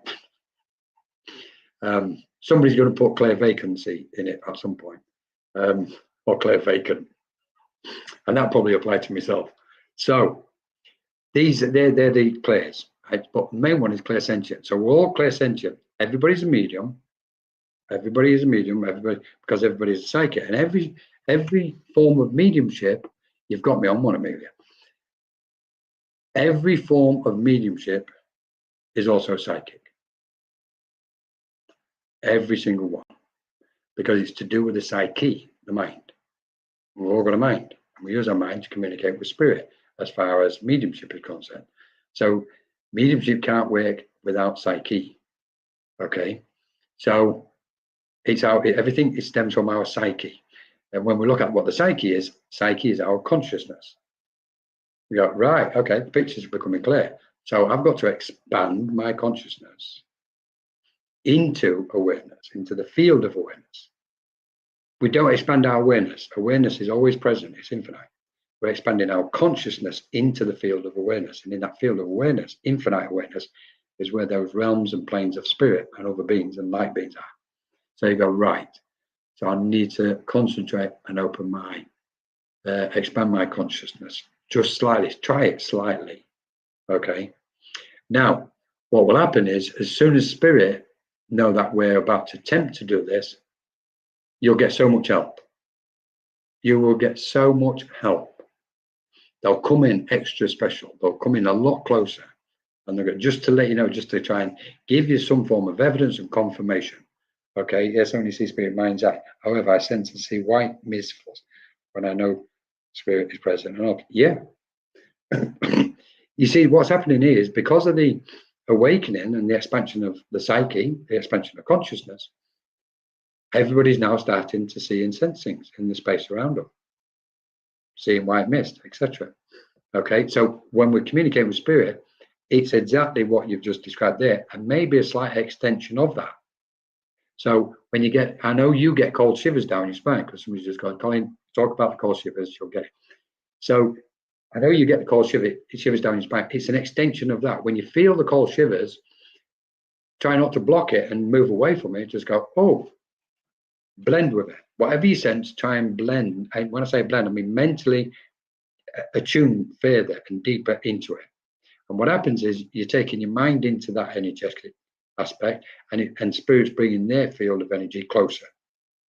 So it's like, okay, as I'm sitting here now, so I've got a gentleman here who wants to talk to you, okay, and he's putting the sensation that he had a really large, broad back on my body behind me, and the bottom of the back was quite painful because I know he had a specific back condition, okay.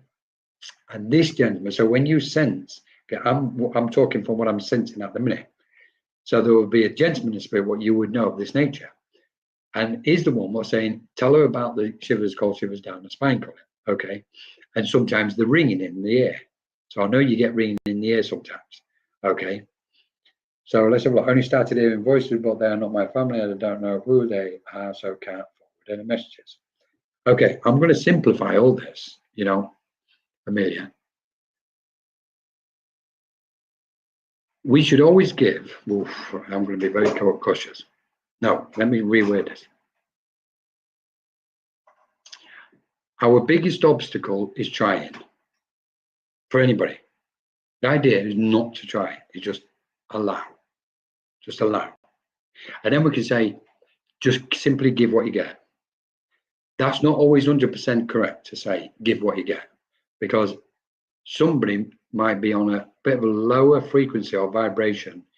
And if they give what they get, it could be quite nasty or negative in its nature. Okay. So when we say give what you get, it means if our mind is relatively light and clear and positive and wants to be realistically beneficial to others, then spirit will come in off that vibration, off that frequency. We know spirit comes from the light. We know this. We know there's others on the plate, but we're not opening that one up tonight. We know, generally speaking, for mediumship and for everybody's spiritual development, those beings of light come from what we refer to as the higher planes of spirit. Okay. And now they're converging with cosmic guides, etc. But in the case of mediumship, generally speaking, it's a family member who's on the higher, lighter planes. In that plane is light. We know this. So when we say give what you get, well, you can give what you get. If the mind is on a lower frequency, feeling dull and low and dense, and it's not trained itself to move away from that, then it can say something which might be, of a negative nature. So what we're trying to do is trying to get everybody to understand, there's many frequencies of existence, from the higher to the lower, and we're in the midst of them all, and we need to open up, but we need to use discernment, like somebody was saying earlier. We need to use, Kaz, I think, we need to use discernment, i.e., we need to ensure that those who are communicating with us are coming from those lighter planes. How can we really confirm that's true? Easy. If our mind is light and fairly clear, nothing lower than them are going to be able to come in anyway, because your mind won't allow it. So it's all based on here. When we go back to opening up, how can we get? When we go back to opening up, basically it's like we're expanding our consciousness into our field of energy, into our auric field, and we're becoming more refined. Everything starts becoming finely tuned, and we then become more receptive to energies. When we're contained in the physical body on a daily basis, our mind's relatively, it's not closed by any means, it's still open, but it's not open to those sort of next stage frequencies and vibrations of what we call the spirit. So it's quite simply just, okay, I need to visually, mentally expend my awareness, pause for a moment, wait to see what sensations we've got, and then take it from there. The most important thing for me is before anybody opens up, they ask for protection with those from the lighter vibrations of spirit and cosmic beings. And if we ask for protection, they'll make sure we get it. Okay, and then we can, that's it, we can set off, ask for protection, we said our prayers or done a ritual, whatever we do. We've expanded slightly and spirit's going to start coming in. And then once we keep practicing and working with that, getting over that obstacle, that first hurdle, actually speaking what we've got, then we can go, okay, this is what I'm sensing. And we need to learn the difference between instinct, intuition, psychic, spirit, channeling, and trance. If a mind learns the difference, to know the difference between all those things, everything's wide open for them. Everything. At the minute, there's a misconception about what channeling is and what trance is and all this. There's an overlap taking place, and spirit trying to clarify it, help clarify these aspects, so the confusion is less for people, if that makes sense. So learn the difference, learn what intuition is. I'm not going to tell you. I'd like to, but they're going, don't say anything, Colin, not tonight. Know what intuition is, understand what intuition is, and know what the psyche is, and what psychic information is, what psychic message is. Know what spirit is, and understand them planes to a little bit. It's not hard work, it's all simple pieces of information, but they need putting together in the correct order. Yes, more psychic at the moment. Yeah. Yes, massive ring and recently took me off balance. Yes. I mean, that's, to be quite honest, a lot of people, I dare say a lot of people in chat would agree with this. A lot of, or would say they've been getting similar things. Okay. A lot of people have been getting ringing in the ears because When we get the ringing in the ear, it's spirit coming close. And literally, the common word is the tuning is in. What they're doing when we say the tuning something in, is they can see the makeup of our particles and atoms and our state of matter, of what the physical body is made up of, and the light of our soul and the other bodies, what's connected to us, of what make us up. So they can often, at the minute, come in and start kind of putting rods or tweaking areas of our body. One of them is ringing in the ears, okay? Because they're making an adjustment in order to help us continue on this expansion and ascension process, if that makes sense. Yes, I do get some more things before bed. It's very difficult to tell if it's genuine or going to lead to something horrible. Very hard trying to work the intuition. Right. Okay, do you know what? I'm going to do another chat. This might have just opened up something else. Amelia, I'm pleased you've just put that. I'm going to do another chat maybe in the next week or so. Hi, Mairead. Lovely to have you with us. Lorraine Christian would appreciate reading from Spirit of John. Patrick, hello, Patrick. Patrick, guys, everybody be cautious, because Patrick's a bus driver. You don't want to be thrown onto that bus or under the bus. Would love to keep reading. Kaz, okay, so we do some readings. Let me just have a drink then. Mag was here. Oh, okay. Flufferina. Doesn't love it. Flufferina, I'm still here. So I'm sorry, I need to cough. Sorry. Right then. So Amina, let's have a look. Let's have a look, because that person was here. The guy with the broad shoulders. If you bring Maria and Amelia, let's have a look. Sorry, I sound like I'm waffling. Let's get some clouds going. I love that name, don't know why. There's something about that name. Right then. So I want this gentleman here. Big, broad-shouldered.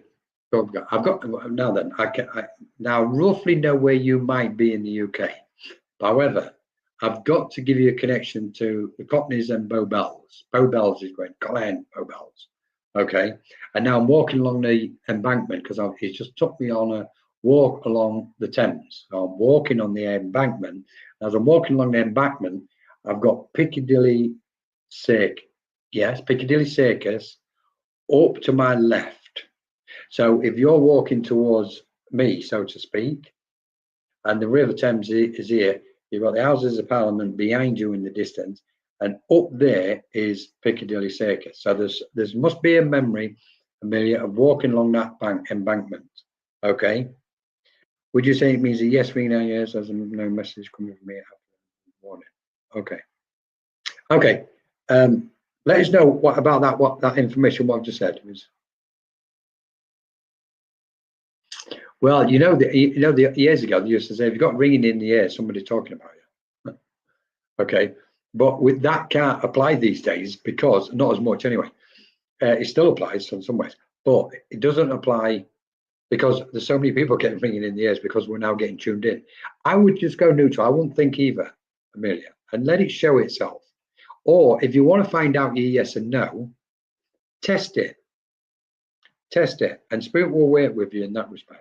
Okay, let me just go back to this gentleman. So would you understand this this memory of walking along the embankment, Amelia? Okay. And hot, all of a sudden I've just got hot. So I know it's like sometimes you feel like you're on fire. Does this make sense? Let's have a look. I'm going to keep going. I've got another gentleman. I'm going, I've got grandfather, great grandfather, because he's got his glasses and he's overlooking at his glasses, looking over his glasses at you. Okay, so there would have been a gentleman, an elderly gentleman going back many years, who would have looked sometimes, almost jokingly as well, looked over his glasses, because I can see him reading his paper. So if you can answer us as quick as possible, Amelia, then I can keep going with it. I'm going to start skipping around actually, guys. So let's see. Right, I'm going to come to Kaz, if that's okay. Kaz Champion, and if I need to, I'll jump back with you, Amelia. She might have just gone off from. Oh, back in 21, I got amazing message with someone. Okay, we'll have to leave that, because yes, Oh, she's saying yes. I'm going to stick there. So right, I need the yes. Where? Hang on, please. Right, she's still here. Okay, bear with me, Kaz. Sorry, I'm just going to finish with Amelia now. She just put the yes. I thought you had gone off, Amelia. Right. So I've got the memory of the embankment. I can see Piccadilly Circus up to my left, or I can visualize it, sort of thing. But it symbolises what this gentleman is saying, and there's a lady here, Amelia. There's somebody very close, female, who's coming close. Woof. Please don't tell me any information with this. Maybe my granddad. Likely your granddad. Right. What I want with it, Amelia, there's a lady here. And I know there's a powerful emotional connection from this lady to you. Please don't tell me who it is. It's either a yes or no. Okay, I'm just letting her, or waiting to see if she's going to build up. Right. In minimum, it's got to be your mum. If it's not your mum, then it's definitely your grandmother. Then it can't be anybody outside of that field, I don't believe. Okay. And she's just, as she's walked through, she's just giving you a posy of flowers. Okay. And as I'm looking at them in my hand with my eyes there, the yellow. So I know yellow flowers were significant to you. Okay. Gloria, my nan, thank you. Because I want these, she's handing you these flowers. She's got such a beautiful connection to you, Amelia. This is quite unusual. I've just, the way she's walked up and the love I've just felt in that respect. It's not that I don't feel love. I haven't got a, well, swing a brick for her. But it's the flowers, okay? And the flowers and the yellow represent the brightness, what she's bringing to you. And I want to use the classic word, upliftment. Okay, she wants to lighten everything around you. And she's saying, tell her, Colin, try not to think on those little bits what pull her down. She's done enough of that. And we want her up, and we want her to stay up finally, okay? Because she's worked hard enough to get to this point. This is what she's saying. So, Spirit are very much aware of how much hard work you've put in to get into this point in your life, Amelia, okay? And you get a lump in your throat because I'm struggling to get my words out. And this is you. Sometimes you don't know how to express what you feel. And she's saying, just tell her to breathe, Colin. Because I'm watching her when she's around people. And she's got this, like, you've got this kind of nervous energy going up and down the middle of your chest. And it's like, and you're containing it. And that makes you not struggle to speak what you want to speak, but you can't get them words out what you want. Okay? I think she's one of my guides. Families, we can always say family guides us.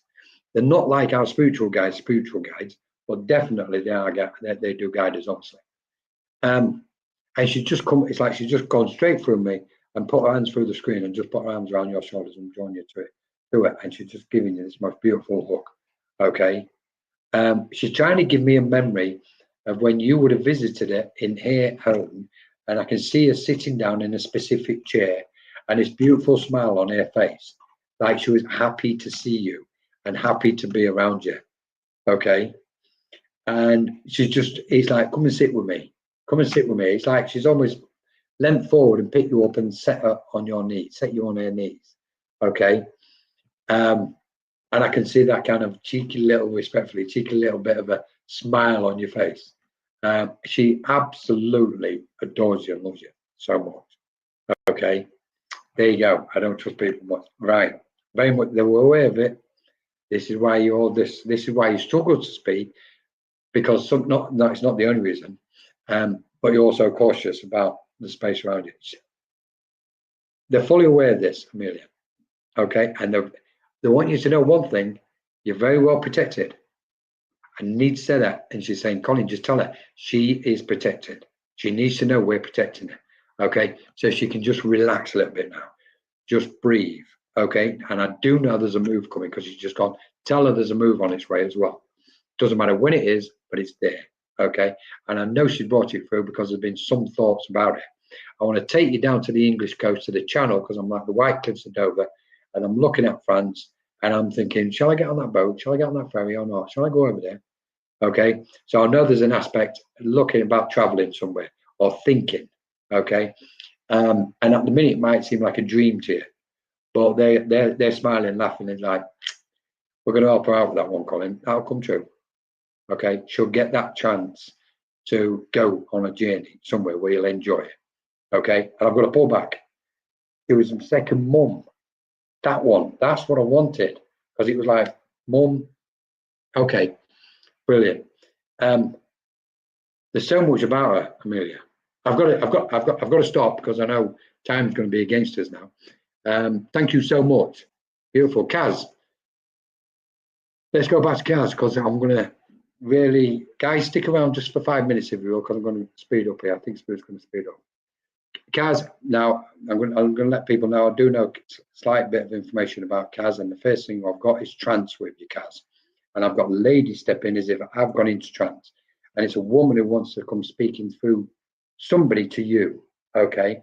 So it's like a trance light state, and this is possibly your mum, Kaz, and she's talking about her right arm. So I know the rheumatoid, or I don't have like something going on with her right arm, Kaz, because I'm like, I was aching. It was like, all right. It's like I've got stiffness in part of my bones, and it might have gone further into other aspects of my body, Kaz, okay?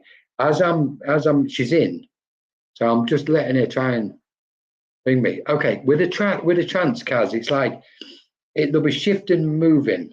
All this shifting and moving is to get you settled. So don't worry about it, they're saying. Okay? They're saying don't tell her not to worry. All this shift, we need to get her what I call locks into place, Kaz. And then we'll be in and we'll talk, okay? Because as they're coming in, they're putting all these different conditions on my face. So it's like my eyes are bleared, my skin's got all sorts going on around it. And it's like, these are just the general sensations of spirit. We're in the trance-like state, okay? I've got to give you transfiguration, clearly, okay? And I can see as I'm looking, if you're sitting in that altered state, moving towards trance, and I'm an attendee watching you, I'm watching spirit, different people on your face. So I know there's transfiguration there with you, Kaz. Okay. And then in my mind, if I'm Kaz, I'm going, it's like having three people in the body at the same time. This is ridiculous. It's like, so if I'm Kaz, it's like, well, I want it deeper. I want to go further, deeper. And the laugh in the heads off going, we're pulling you.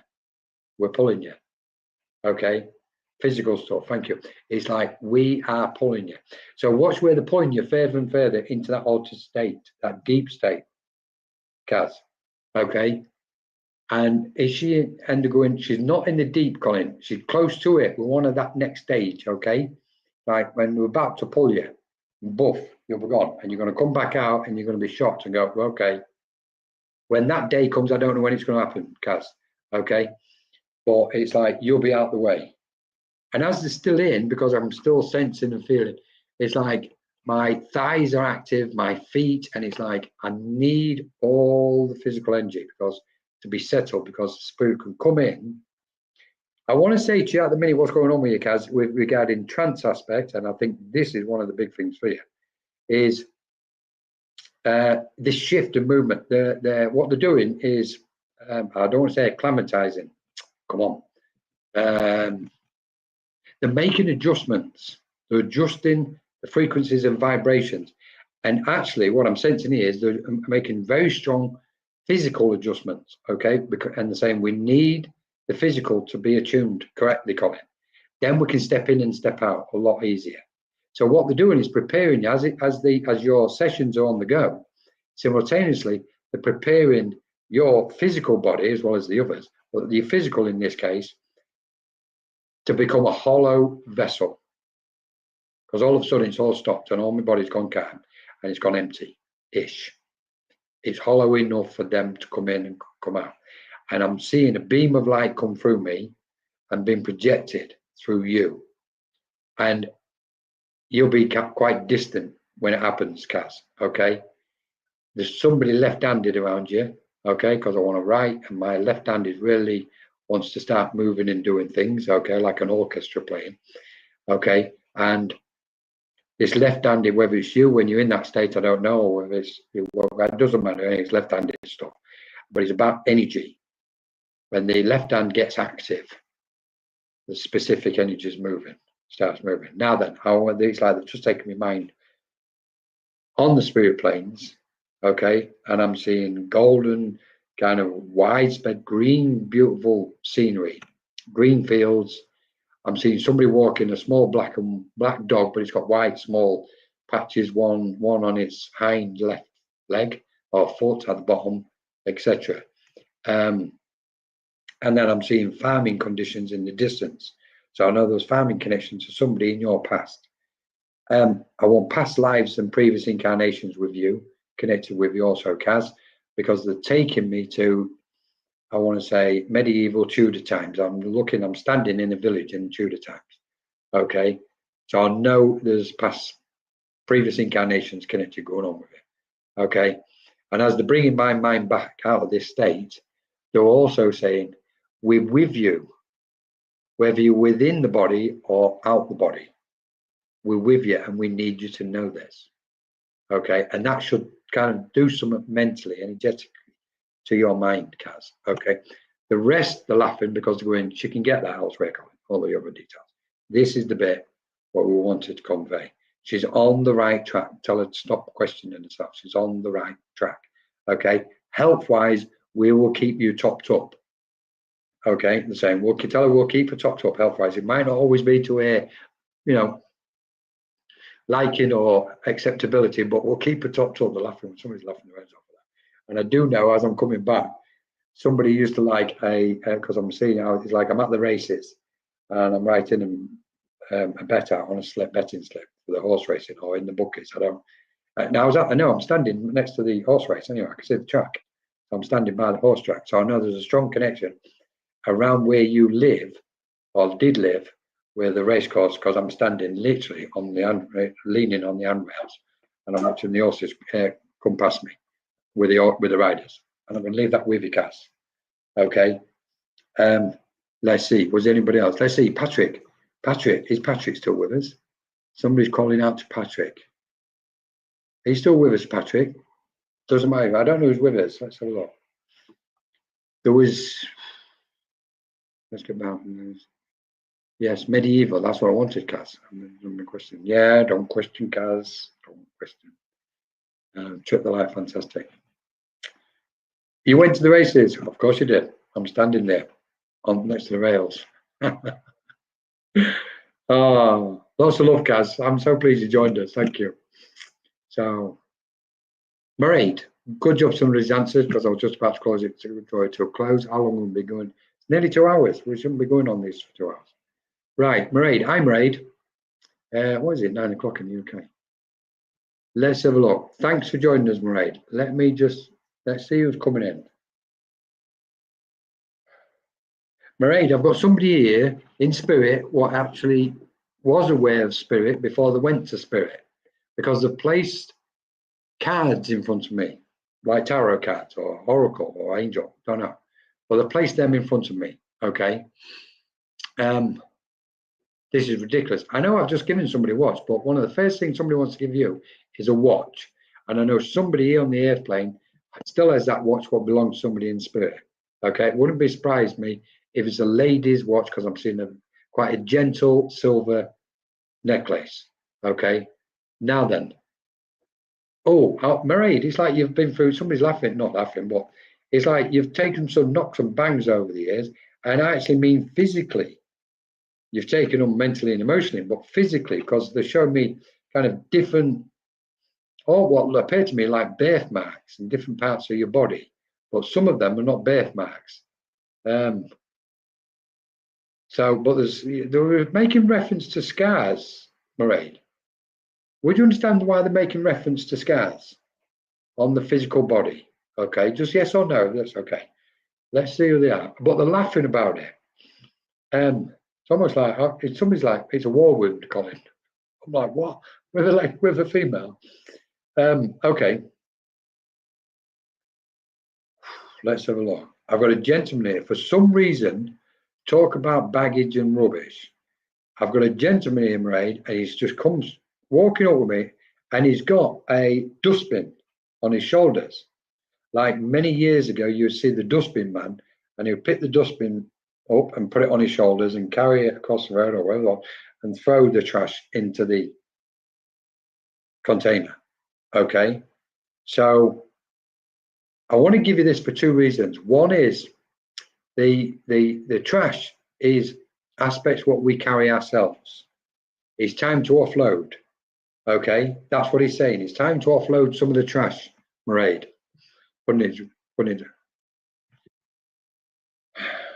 I'm confused. I don't know if this is an Irish connection or a Scottish connection. Is this an Irish connection I've got here, Mairead? It must be, because I keep getting, I'm going with the Irish because it's coming in more prominent. But there must be Scottish somewhere as well. But I want the Irish one. So I'm seeing this, and he's like, tell her to offload all the trash, Colin. It's time to get rid of the garbage. Okay. Answer as quick as you can, Mairead. Right. They're giving you, Spirit's giving you a nice nudge and gentle nudge, or a firm nudge, right, in your back to push you forward. Because with respect, Mairead, you're one of those. I love everybody, but I love these minds. You're one of those what are slow in coming forward. There's always those out there what are very fast in going forward. They're like steaming ahead. That's their journey. But we tend to see, I'm going to get into trouble for this, but we tend to see that those what are slow in coming forward are the more gentle souls. There's a gentle energy to them, and that's why they don't like to force it out. And this gentleman is saying, Colin, she's slow in coming forward. That's why we're giving her a nudge. But that nudge is firm because it's time to sort things out, and it's time to get you on the right track. Okay. And he's going, it's all right, you can say it, Colin, you can say it. I've got a grandfather figure. I've got several of them coming in now. Okay. And I have definitely, because I'm in Ireland, because I can see the I can see the actual aisle itself. I want a flight, so I know somebody's been discussing a plane flying somewhere. Okay, it might just be a short flight, I don't know, but it's there. And he wants to say, you've got to put your best foot forward. Okay, put your best foot forward, because it's taking me to your feet. So, or his feet, but I've got a sensation on my feet. Okay. When I say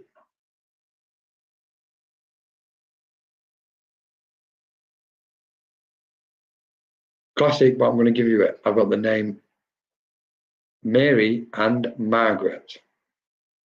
Okay. I've got both them names. Right. And I've got September, specifically September. Bear with me, because they're going to try and take me somewhere to get this.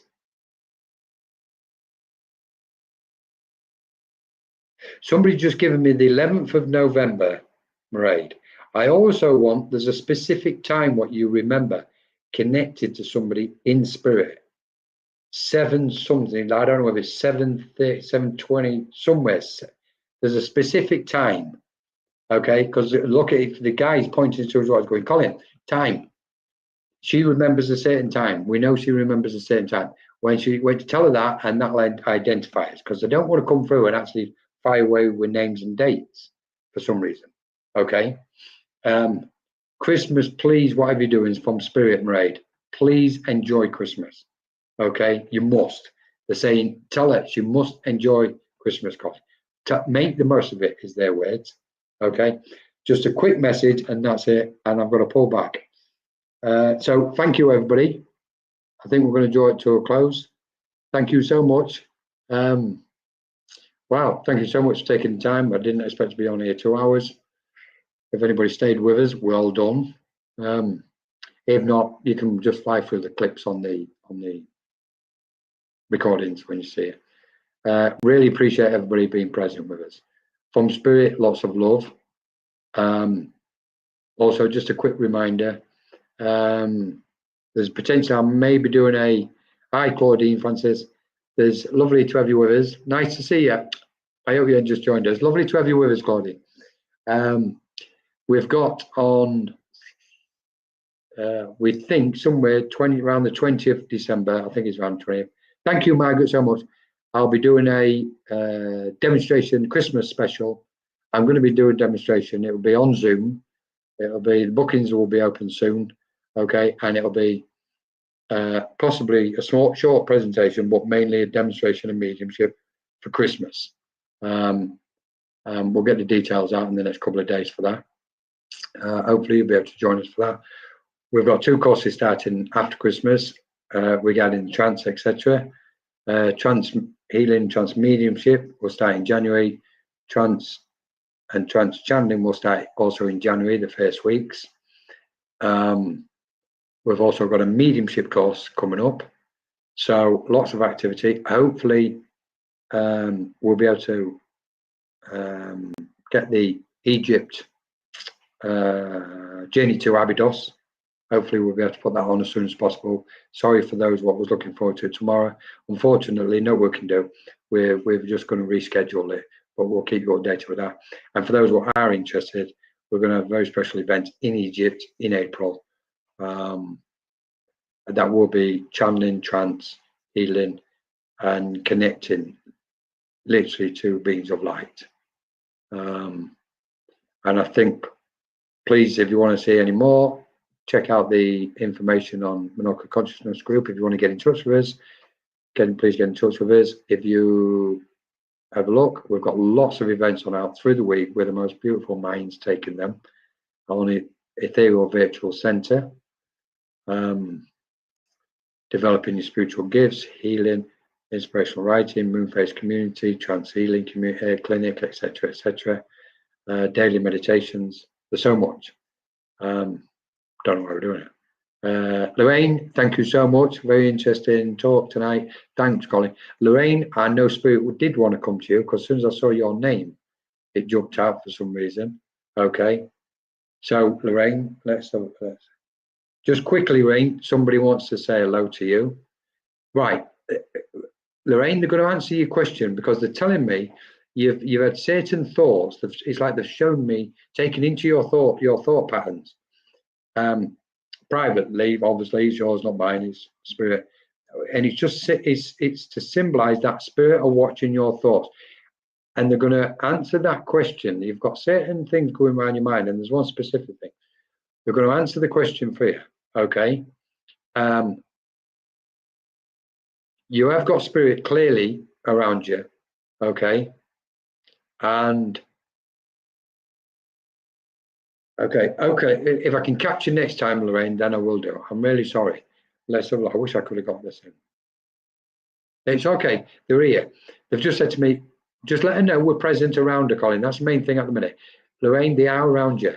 Okay. And they're watching over everything. And they've got you back. It's like, I want to say they're on your side for some reason. I don't know why. But clearly there's a change going on around you. Okay. But I want to smile, and they're going to see that you get through this change safely, Lorraine, and comfortably. Okay. And something to do with meditations. So whether you're learning to meditate, I don't know, but go for it. Okay. And you are right in what you're thinking. Right. Amina, thank you. Started coughing as soon as you mentioned Abydos. Exactly, of course you did. So unfortunately, this is what I'm saying, everybody. Hopefully Amina will be, she's got a slight cough and at the minute. So, and Amina's kindly offered to take the journey to Abydos for us. And absolutely, it'll be an absolutely beautiful presentation. So as soon as we get the date from Amina when she's feeling better, we'll put the date out. Don't miss that one, guys. You know, it's like absolutely amazing stuff. This one is.